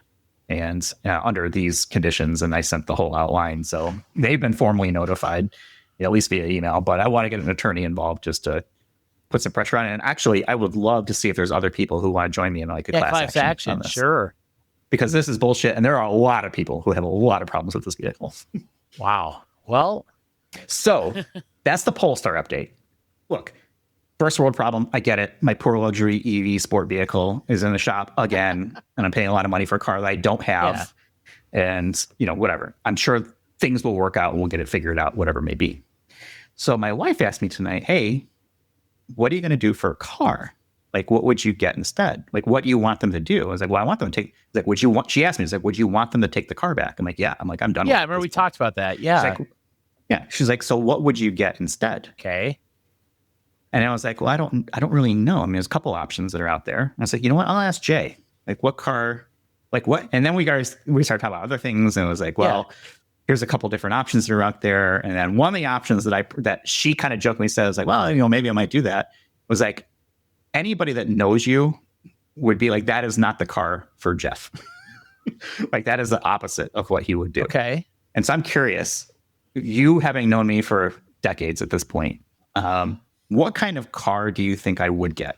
Okay, I obviously or wouldn't get. Either one is probably fine. And I know we've talked about this, I think, probably off air. We have, and I know for a fact you would still get an electric an EV. Yeah. You're done with gas forever. It's it's for, and there's so many good EVs other than the one I have apparently. I think you have said that you would rather have like a an SUV type, even if it's a smaller one, SUV. You're kind of not back into like the Tesla that you had before, that style of car. You'd like to have an SUV, something that's got a little bit of space to it, a little bit of room. Hey, you're a luxury guy, I get it. You mentioned, I think it was a Cadillac EV at one point. Yeah, there's a Cadillac that's in the running. The Lyric, Cadillac Lyric. Mm-hmm. I know we talked about the Lucid. You said that was kind of high end, might even be out of your price range a little bit, but we did discuss it. We also have discussed it's a nice vehicle. Oh, I know. But there's no Lucid anywhere near me, and I run the same risk. True. How do I get support? I know how much you love the Rivian that you have. Rivian's awesome. So I could see you getting another one. Mm-hmm. Didn't you say you drove? I think it was an Equinox, EV Equinox. Is that right? Yeah, we drove a few different ones. Yeah, there's the Equinox, the Blazer. The Kia, the Hyundai. Like, there's a lot in that kind of area of kind of like that style. So out of all EV. Of that, my guess is you would lean towards the Lyric. Would be my guess. Yeah, you're probably right on that. That's kind of what I'm thinking right now. The Lyric or another Rivian. Yeah, we have the SUV style. Right. So I would get probably the pickup truck version. Okay. Yeah. Which I never would have seen myself as pickup truck, but the Rivian itself is it's really nice. Yeah, for sure. The Cadillac Lyric is really nice. That's the problem is like what I'm looking for is like a luxury performance SUV, right? And there's very few ones that tick that box. Yeah. So the Lyric is a nice vehicle. I've driven it, but when I drove it, I was like, this thing is slow. And now it's fast for any other vehicle, but for an EV, it felt very slow. Okay. And I want, I'll be happy with a 4-second 60 time. Okay. My Tesla Model Y performance was like 3.6 or something like that. The Polestar 3 I have right now is like 3.9. Okay. So I like that, I like that feel it. And look, do I need it? No. I want it. No, that's fair. That's fair. I mean, you work hard. You obviously get something, you want to get something that you want. I know, obviously, sound system is very important because I know the sound system on because you're a big music guy, just unreal, and that's fair. So I see you in an EV SUV type vehicle. Never go back to gas. I can't see you going back to a car, if you will. I think the only way I would be like a Porsche, the electric Porsche, the Porsche Taycan. Okay. Which is probably in the kind of same price range of where I'm at from like the Polestar. Gotcha. But as much as I like the idea of that, living in the mountains with low ground clearance, not a great idea. Fair. So yeah, I'm kind of on I need a little bit of a higher ride. So hence the SUV. The Rivian is a perfect fit, obviously, but there's a few other kind of, SUV type styles that gives me a little more ground clearance. Yeah, I think, so yeah, that's where I think you'd be leaning. Okay. What would you not like? What's the opposite? What would you not see me in? So you mentioned gas, but like a specific type of vehicle. I could not see you. And again, I'm going to talk high end. Yeah, that's fine. But the exact opposite in your price range. Like I could never see you driving a Corvette or like a Ferrari or a Lamborghini, because those things sit so low to the ground. And like you said, I mean, when I was growing up, a Lamborghini. Oh hell yeah, man! Diablo was like the shit, right? Hell yeah! But I don't see you in one of those ever, because you're in the electric world now. But there's a lot of good electrics that are like that. Yeah, like the Porsche Taycan is fucking nice. But that'd be my probably a Corvette would be anti what you are into now. Yeah, I'm definitely not a gearhead. So things for like a two-seat, engine noises, like a two-seater, something without a back seat. Corvette, it would have to be a really hot two-seater. Yeah, exactly. So, and I know I'll get flamed for this, but Polestar has a actual two-seater, like Polestar 6 or 7, like concept car that looks unbelievable, like a supercar. It has a drone that pops off the back that will do like a chase view camera for you while you're driving. I mean, this is like, a $200,000 vehicle. This is definitely not where I'm headed, but definitely nice. But yeah, not something I'm looking at. So she threw out the idea of a motorcycle. I said, well, I might do like a electric motorcycle, something like that. And like, it sounds nice, but that's not me. And she's like, yeah, anybody who knows you, I didn't think of that. You're not a motorcycle person. Yeah. But there are electric motorcycles. There's some really nice ones, I'm too. sure there are. I've never driven a bicycle. I've been on a motorcycle, but I've never driven one myself. I went through a few years ago, a stage where, and I never shared this with anybody, not even my wife. I was like, a motorcycle would be cool. Oh, breaking news. A motorcycle would be cool. But I just, I'm at the point where that's like midlife crisis type stuff for me. So. Well, the other thing too is in Chicago, where you can't really ride it as much as you would want to. It's a summer thing. It's a summer thing. I don't think I would get, as much.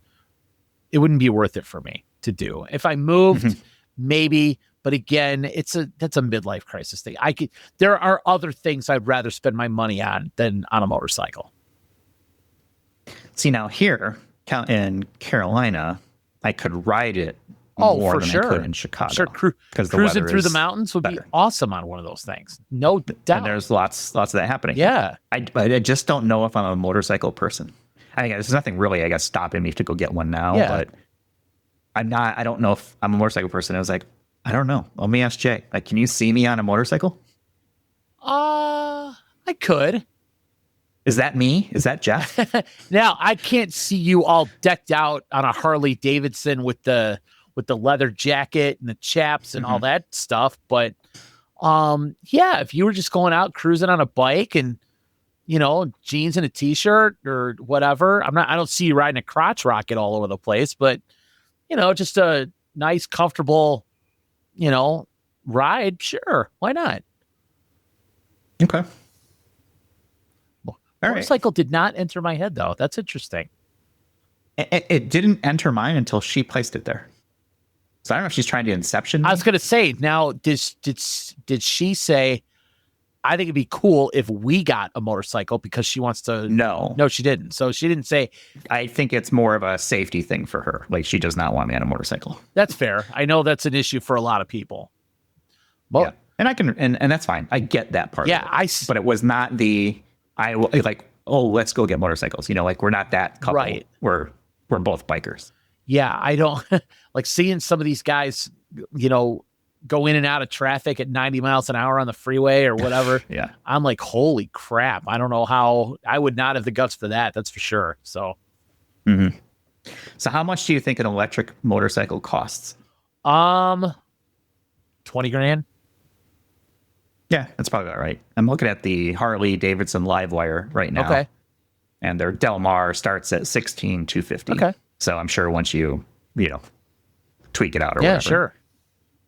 130. And this is just that. 'Cause I've never really looked more into electric bikes, but 113 mile range, 3 second 0 to 60 time. Oh, I'll bet they're fast. And yeah.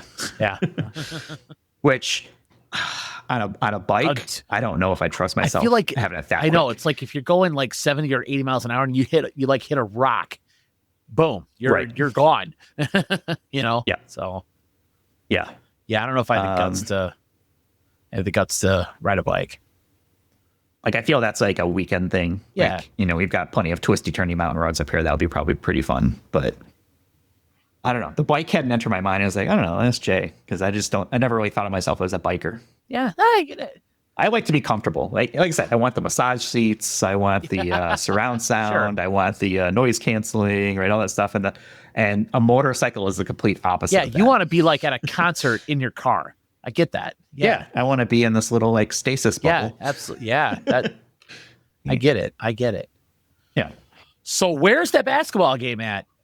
Yeah, I just flipped over to it. So it's looking like Oklahoma's going to pull this out. We got 151 to go, and Oklahoma 96, Indiana Pacers 86. Okay, so by 10 with about 10-point lead with a little under 2 minutes to go. Right. Well, give it to Indiana for not totally rolling over when their star player went down. So that's it sounds like they hung around and they did, but Oklahoma had a strong third quarter. Okay. 34 points to 20. Gotcha. So that's kind of the difference in the game right there. Gotcha. Between that. But as of right now, Oklahoma has a 99.7% chance to win this. Well, I think they finished the year with the best record. So technically they're the best team in the league. So, I guess that's what you're supposed to do when you're the best team. 60, I think they went 68-15 in the regular season. Or 68-16 or 68-14. Yeah. Which is pretty, and 35-6 at home. Pretty damn good. And I don't think they lost more than 2 games in a row ever. Throughout the course of the season, which is crazy. So the star of the game, SGA, 29 points, 12 assists.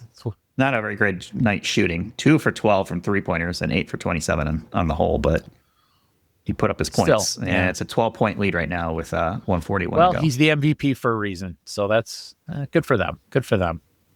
Because this is the second year in a row I think they made the finals and then win the finals. So, all right, well, cool. Okay, so are you ready for this week's edition of Would You Rather? Yeah. Okay, this is Would You Rather Work Edition. We had Sports Edition last week, then we had Work Edition. So, Jeff, would you rather, as you're working, have only one working earbud or headphone if you needed to be on the computer, and only one of your earbuds worked, or would you rather have slow Wi-Fi? And I'm pretty sure I know the answer. Yeah, I figured that you'd be all over that, and that was an easy one. Slow Wi-Fi. What am I? An animal? Right? No, fuck that. I'll deal with one earbud. I figured. Yeah, I would. I totally agree with that. Slow Wi-Fi. I mean, come on. Like, look, think how frustrating it is. Even like on your phone, like, why is this thing not loading? God. Right? I mean, or what is it? They used to have like the circle that you just had to watch. Yep. And with the dots going in a circle, and you're just like, oh. Or the images slowly coming line by line in the old days and modems. Yes. What was it? Buffer? Is it buffering? I think is what they called it. Buffering. Yeah. Oh, that's all kinds of stuff. Okay. Yeah. So, Jeff, would you rather in your job have to attend multiple meetings every day, or would you have to do that? Or would you have to give a presentation once a week, but every week? Oh, I do the presentation. I do that I do both all the time, but I would do the presentation. Okay. Yeah. Yeah, you are. Yeah. Which is a big difference for me. 40 years ago, I would not have said presentation, but now you're into it. You know how to do it. Yeah. Okay. Yeah. I mean, shit, do a podcast. So Presentation is nothing for me. Yeah. I'm on stage at conferences, so yeah, that's you. What's the biggest crowd you've spoken to in your estimation? Not that big. Maybe, well, in person or online? In person. In person, maybe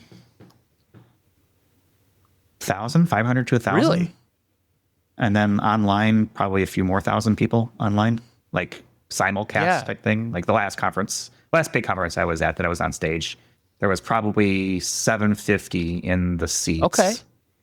And another 2,000 to 3,000 like watching. How long is a presentation like that?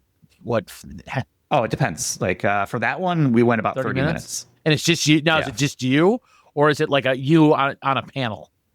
So I know you've done some of both. So I've done both. Yeah. So that one was a game show that I was the host of. Steve Harvey. Yeah, sure. Yes. So I was the whole time. It was me, and then had a cast of characters. And does that get good reception? I mean, is that received well? Like, got great reception. Cool. Yeah, I just did one in Vegas, and they wanted me to do it now in November. Hey, there we go. In DC. Cool.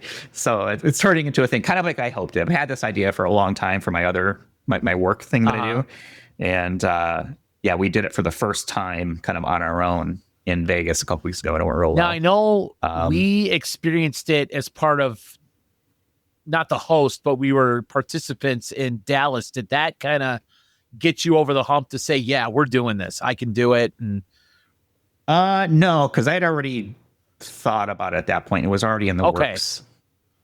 I think what we did in Dallas, you're talking about for Cruz's 50th, right? I would like to try to figure out how to do more stuff like that. Because the thing we do right now is very similar to Family Feud, but not for legal purposes. Yeah, sure. But I think there is an opportunity to take other types of game shows and spin this into this thing that I do specific for the industry that I work in. Interesting. Well, I'm anxious to... Yeah. That was a lot of fun. Yeah. Oh, it was a blast. So hats off to Katie for I'm anxious to hear about your journey in that area, because I agree with you. I think that I have video and it will be on YouTube in a couple of weeks. Actually, not this week, but next week. Very nice. Well, next Monday. I'll definitely check that out. Mm-hmm. So, okay, this kind of would you rather pertains to you a little bit. Would you rather have a job, because you do both here, and I want to know what you enjoy more. Would you rather have a job that has you travel frequently, which you do, or would you rather work from home, which you do, 100% of the time, and you didn't have to go anywhere, but you can work from home all the time? I mean, I've been working from home for almost a decade. Okay. So I have not reported to an office for 10 years now. Okay. Now, in the meantime, and that's been, consulting, and then I do travel when I need to for that. Right. I have definitely traveled more in the last few years because I want to. Okay. Because I like to. I would do the travel only because I've done the work from home thing, and it becomes a little bit monotonous, and you are absolutely separated from the rest of your coworkers. Sure. As much as I don't ever go into an office today, and it's mostly me just going out and meeting clients. Right.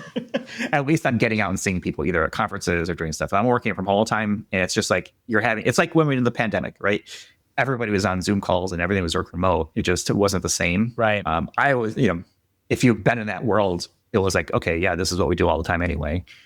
But I kind of get sick of it. It's like, I need to get out of the house. Let's go do something. Okay. So I think there's actually a few people I know that have been working from home for a long time, and they've taken jobs recently that has them going into the office. And they're like, yeah, it's actually kind of refreshing because I've been working from home for so long. Let me go into the office. Yeah, I figured you would say the travel piece because I know how much. But both are Oh, great. yeah. No doubt. I figured you would mention the travel because I know it's taken you to some awesome places. Yeah, man. And, you're awesome. You're places. a big go out. I got Chicago, New York, and Raleigh all in the next 3 or 4 weeks. Hey, there we go. So, cool.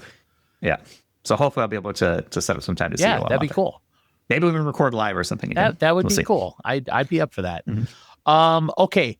Would you rather have a job that just has you doing routine tasks, but the same tasks every day? Or would you rather have a job that varies? And I'm sure you would have a job that varies. Me too. That's an easy one. Yeah, I get bored. Yeah. I would automate it, and then I'd be like playing video games all day. There you go. Okay. Jeff, would you rather be the decision maker or would you rather be the one who had to implement the decision of another person or of a higher decision maker. Okay. I make the decisions and say, here's what you're going to do. Go do this. Okay. So you'd rather be in control. Yeah. 100%. Yeah. I'm with you on that. And if I'm wrong, I'm wrong. But I feel like I've kind of been in that role now for a very long time. So I think it takes a certain level of confidence to be that person and to, make a decision and, have conviction in your decision and believe in it and sell it.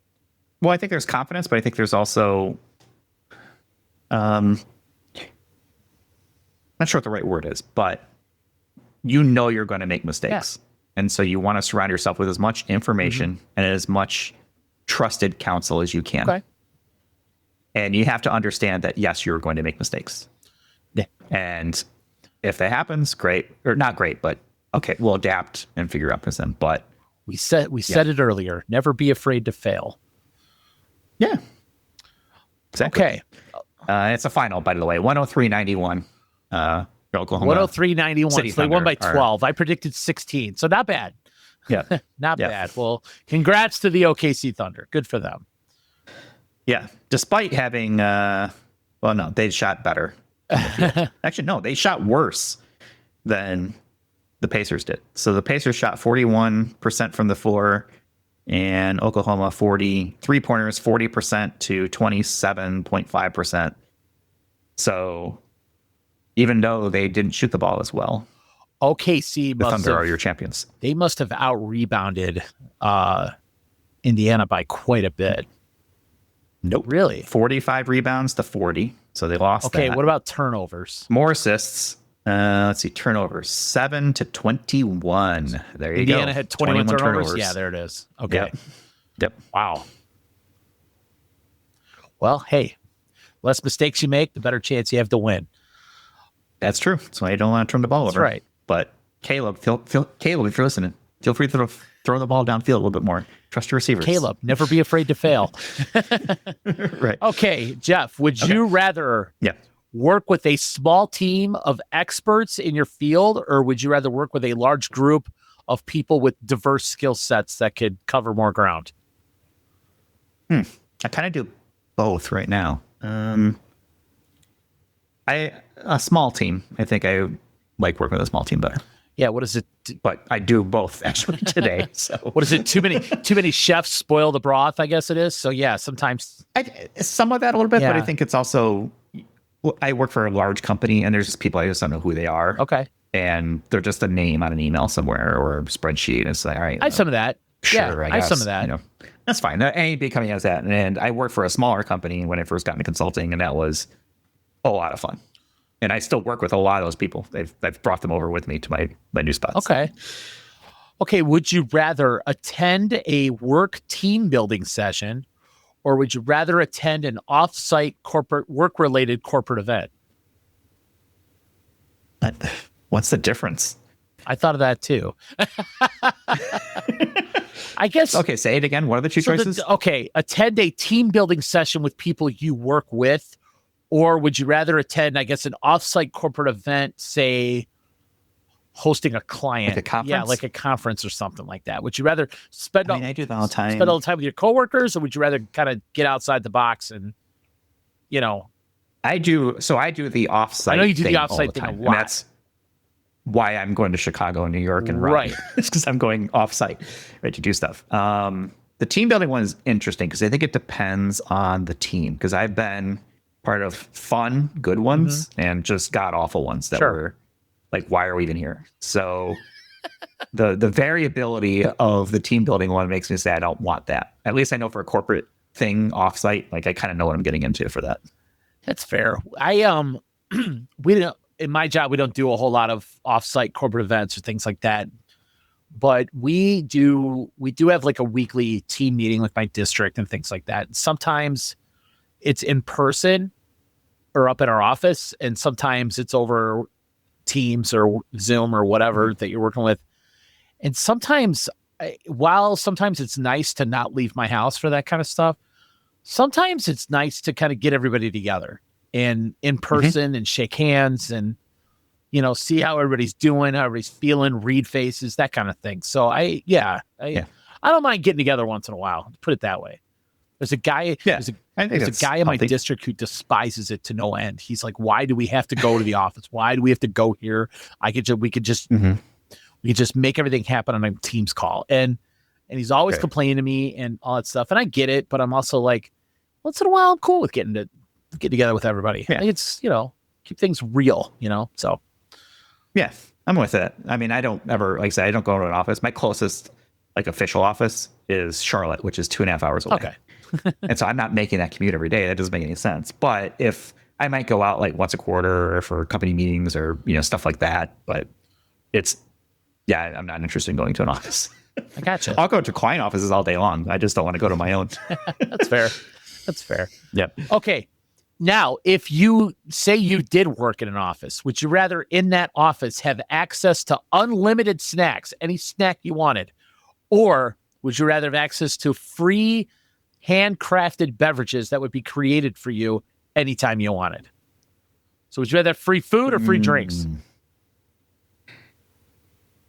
I think the drinks would be a lot more interesting. That's where I'm at. The food would get a little bit boring.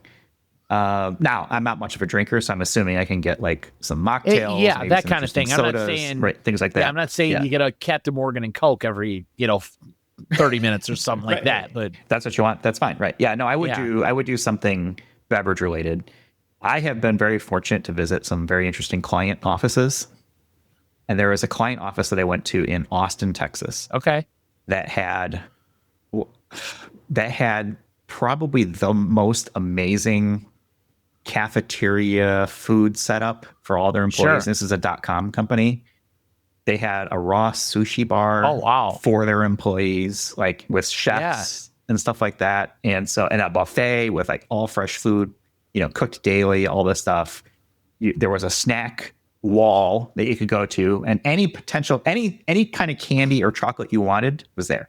Snickers, Hershey's, Twix, Reese's, right? Jolly Ranchers, and it was all just help yourself. Okay.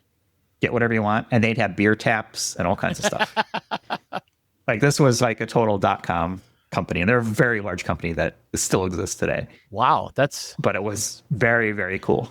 I've been to a lot of really interesting client offices. There's one client office I went to in San Francisco that had a speakeasy bar/game room in their office.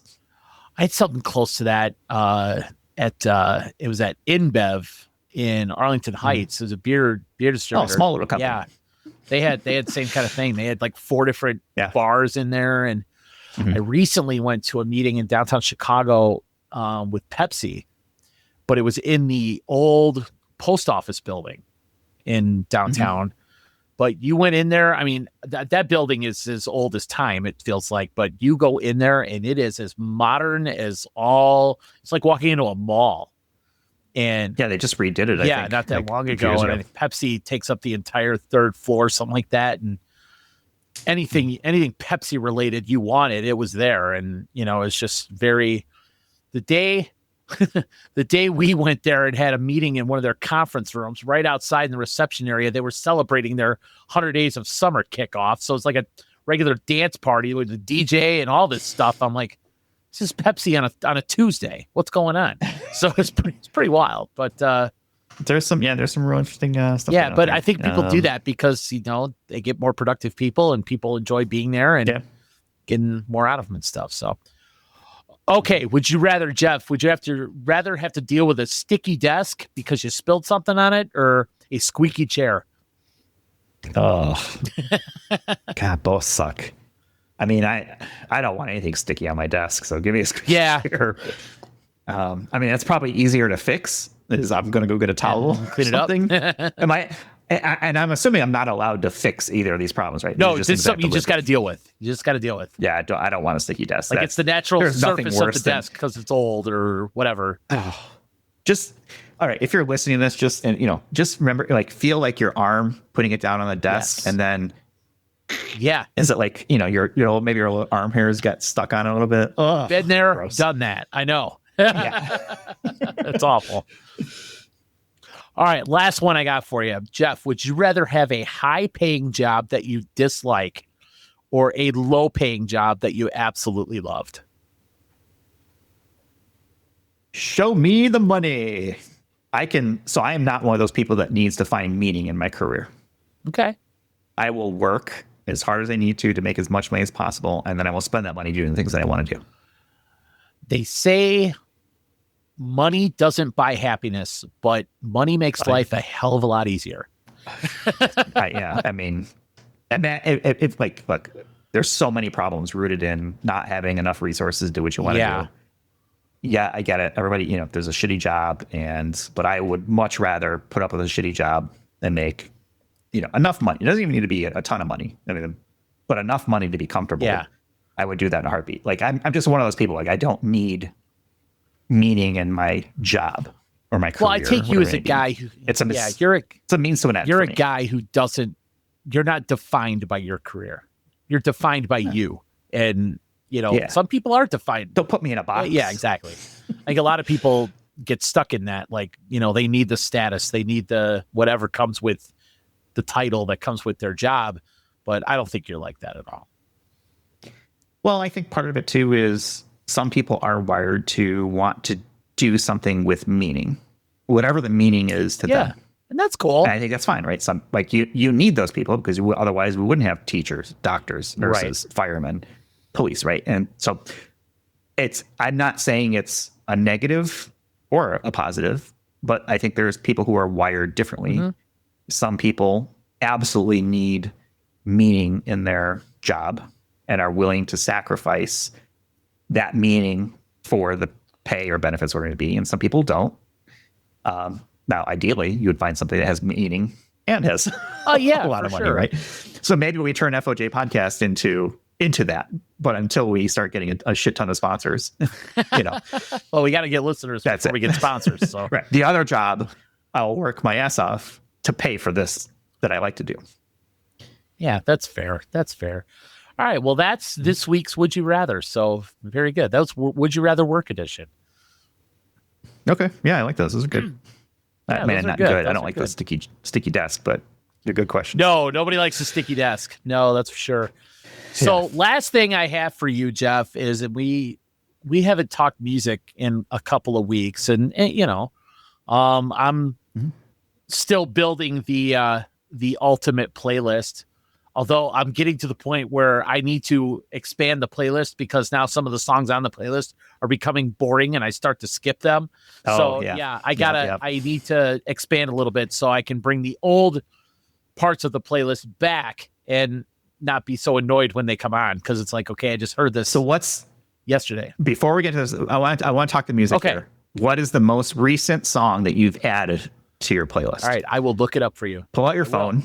I'll tell you what mine is while I'm looking here. I've added a couple in the last week. Okay, I've added some. I've added some last week. Okay, so a new song from one of my favorites, The Orb, called Master Blaster. So some electronic music there for you. Master Blaster. And then it's called the song is called Master Blaster, but it's by The Orb. I think I've mentioned The Orb before in this.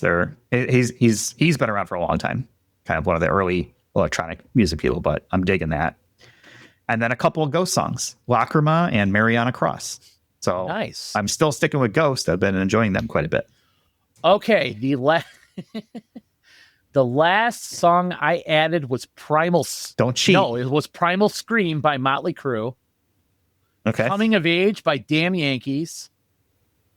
Emptiness Machine by Linkin Park. And let's see, Waiting for the Bus by ZZ Top, which is an old one. And Heard It on the X, also by ZZ Top. So I don't like ZZ Top. Really? There's something about them that I just doesn't do it for me. And they should, but they don't. Same thing for AC/DC. AC/DC and ZZ Top, I could do without. They're both very well, I guess I can't say it for ZZ Top as much as I can for AC/DC. AC/DC is very basic. It's almost like they rewrite the same song for the most part over and over. It's the same basic guitar riffs. It's the same drum beat. There's not a whole lot of deviation in their music. It's good, but it all sounds alike. I think it's also very overplayed. Some songs. Like, I don't need to hear, I mean, Thunderstruck, sure. Thunderstruck. I'm a big AC/DC fan. I need some of their hits. I'm a big AC/DC fan, but I don't need to hear "Shook Me All Night Long" ever again. Ever. Yeah. It's gotten too much airplay for me, and so I'm kind of fair. Done with fair. that. And there's something about ZZ Top. It's like, I don't know what it is. It's not logical because I should like it. And I can recognize some of the songs. Like, okay, we all have those fine. bands that for some strange reason we just don't like them. Like for me, one of those bands is Green Day. I know they're very popular. I know I'm in the minority on that, and I love that genre. I heard what you did there. That's a good pun. Minority. Yeah, you like that? Green Day. I know. I know that you caught me on that because I had no idea they had a song called Minority. But anyway. Oh, it's a great song. Yeah, I forgot. Actually, it's a song I forgot about. But I don't get into them. I don't. Dave Matthews. Now, is it because of the lyrics? Is it because of the guitars? Is it just the style of that punk rock? No, it has something to do with the style. They've gotten a little activisty. That doesn't bother me. Okay. Billy Joe's voice is kind of for me. It's not classically strong. The guitar. I mean, the guitar is just kind of. It's just kind of there. It's punk. Yeah. That's fine. Yeah. Dave Matthews Band is another one. Ugh, yeah. Sorry, Chad. I know you love him, but I'm not sorry. Fuck those guys. He sucks. I'm not a big Buffett guy, and a lot of people like Jimmy Buffett.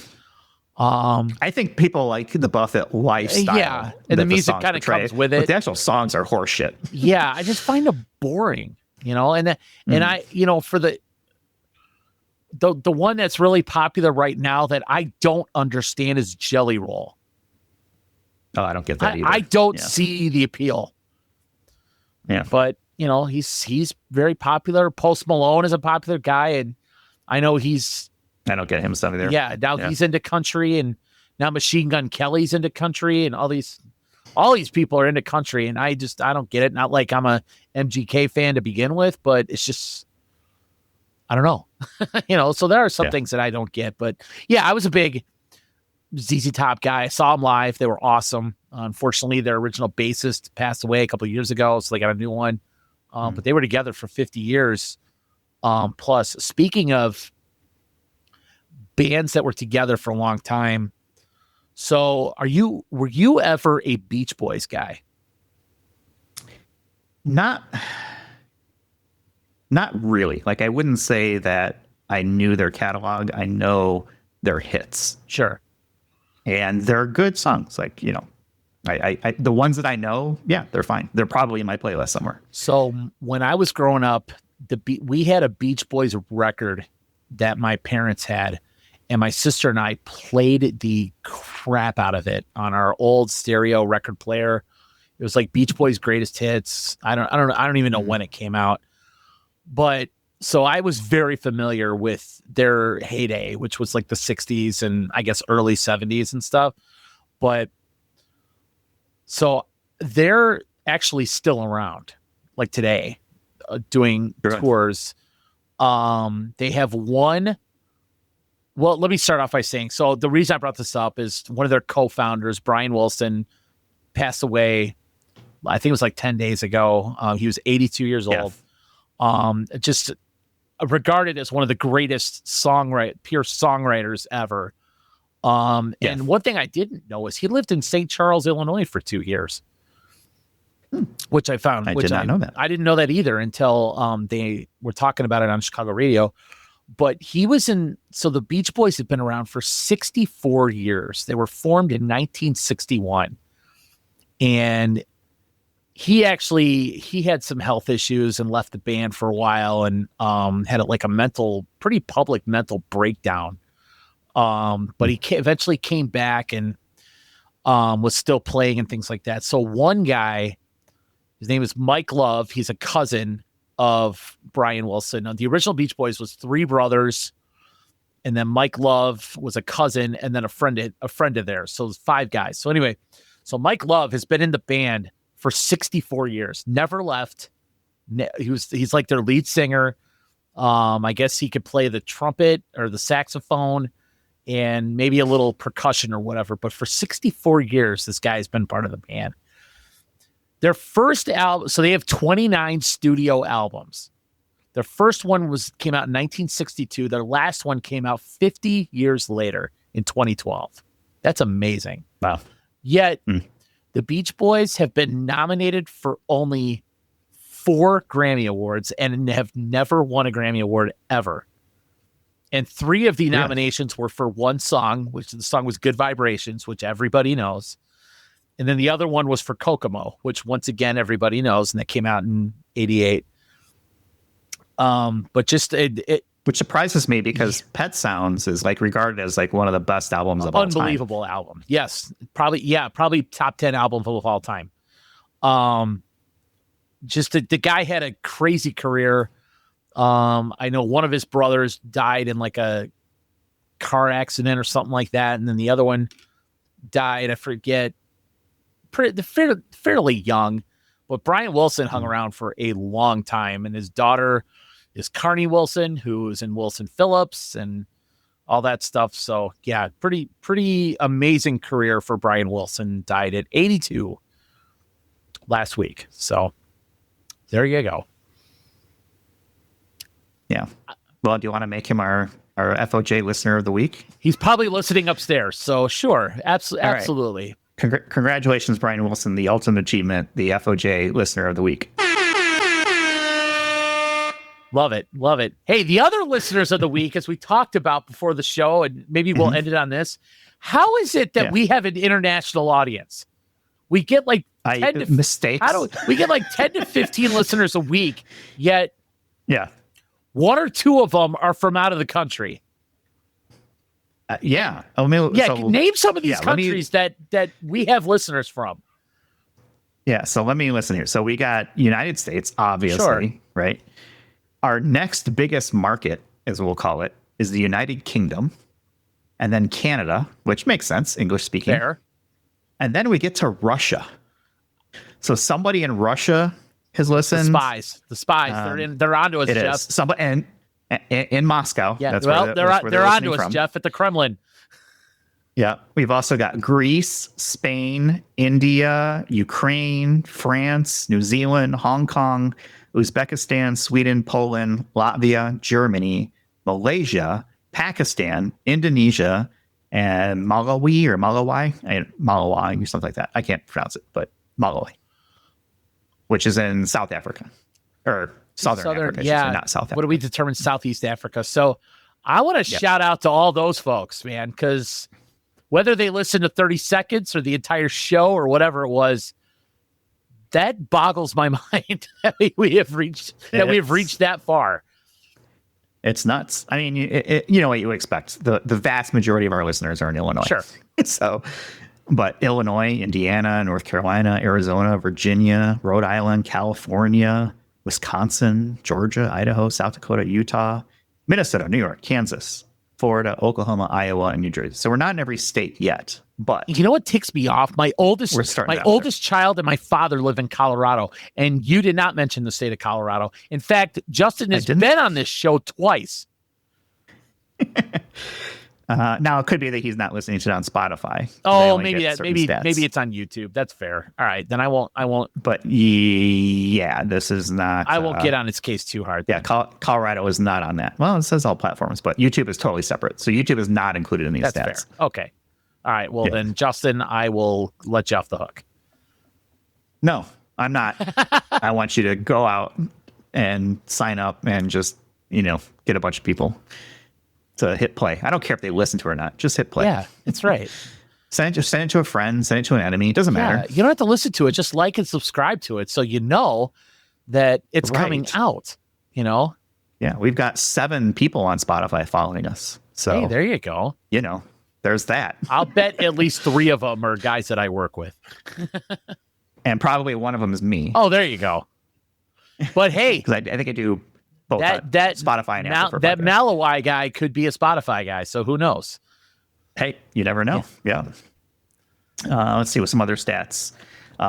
So this is based on our Spotify listeners. 100% male. So we have no women listening to the show on Spotify. All right, how do we correct that?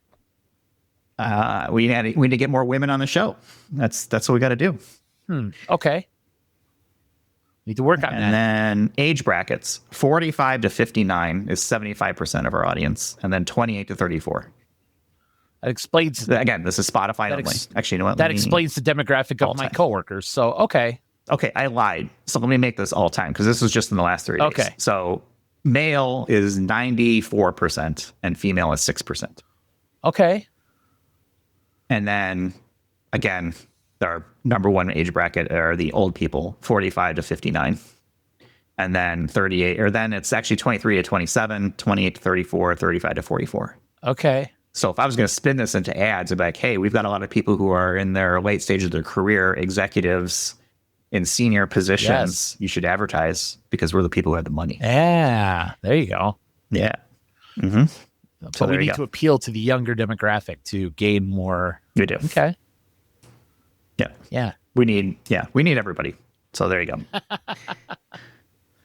All right. Yeah. So shout out to all of our listeners, literally around the world. That's cool. Even if it is only what 15, 10, whatever it is, that's whatever it is, doesn't matter. Like I said, I do this for us, and people listening is just a bonus. And maybe they like it, or maybe they hate listen to it. I don't really care. Well, it's cool, man. Well, hey, that's all I got. I don't know if you got anything else, but that's all I got. That was plenty. I think it's about 2 hours right there. Pretty wild. Yeah. I know we had a little technical issue in the middle, but hopefully you'll fix it. We'll see. Maybe people will figure it out. Maybe they won't. Give me a little wizardry in the editing. I like room, it. So cool. Yeah. All right. I'm done talking to you. I'm gonna go to bed because I gotta get up in the morning. We gotta work tomorrow. Yep. All right, man. I'll talk to you later. See ya.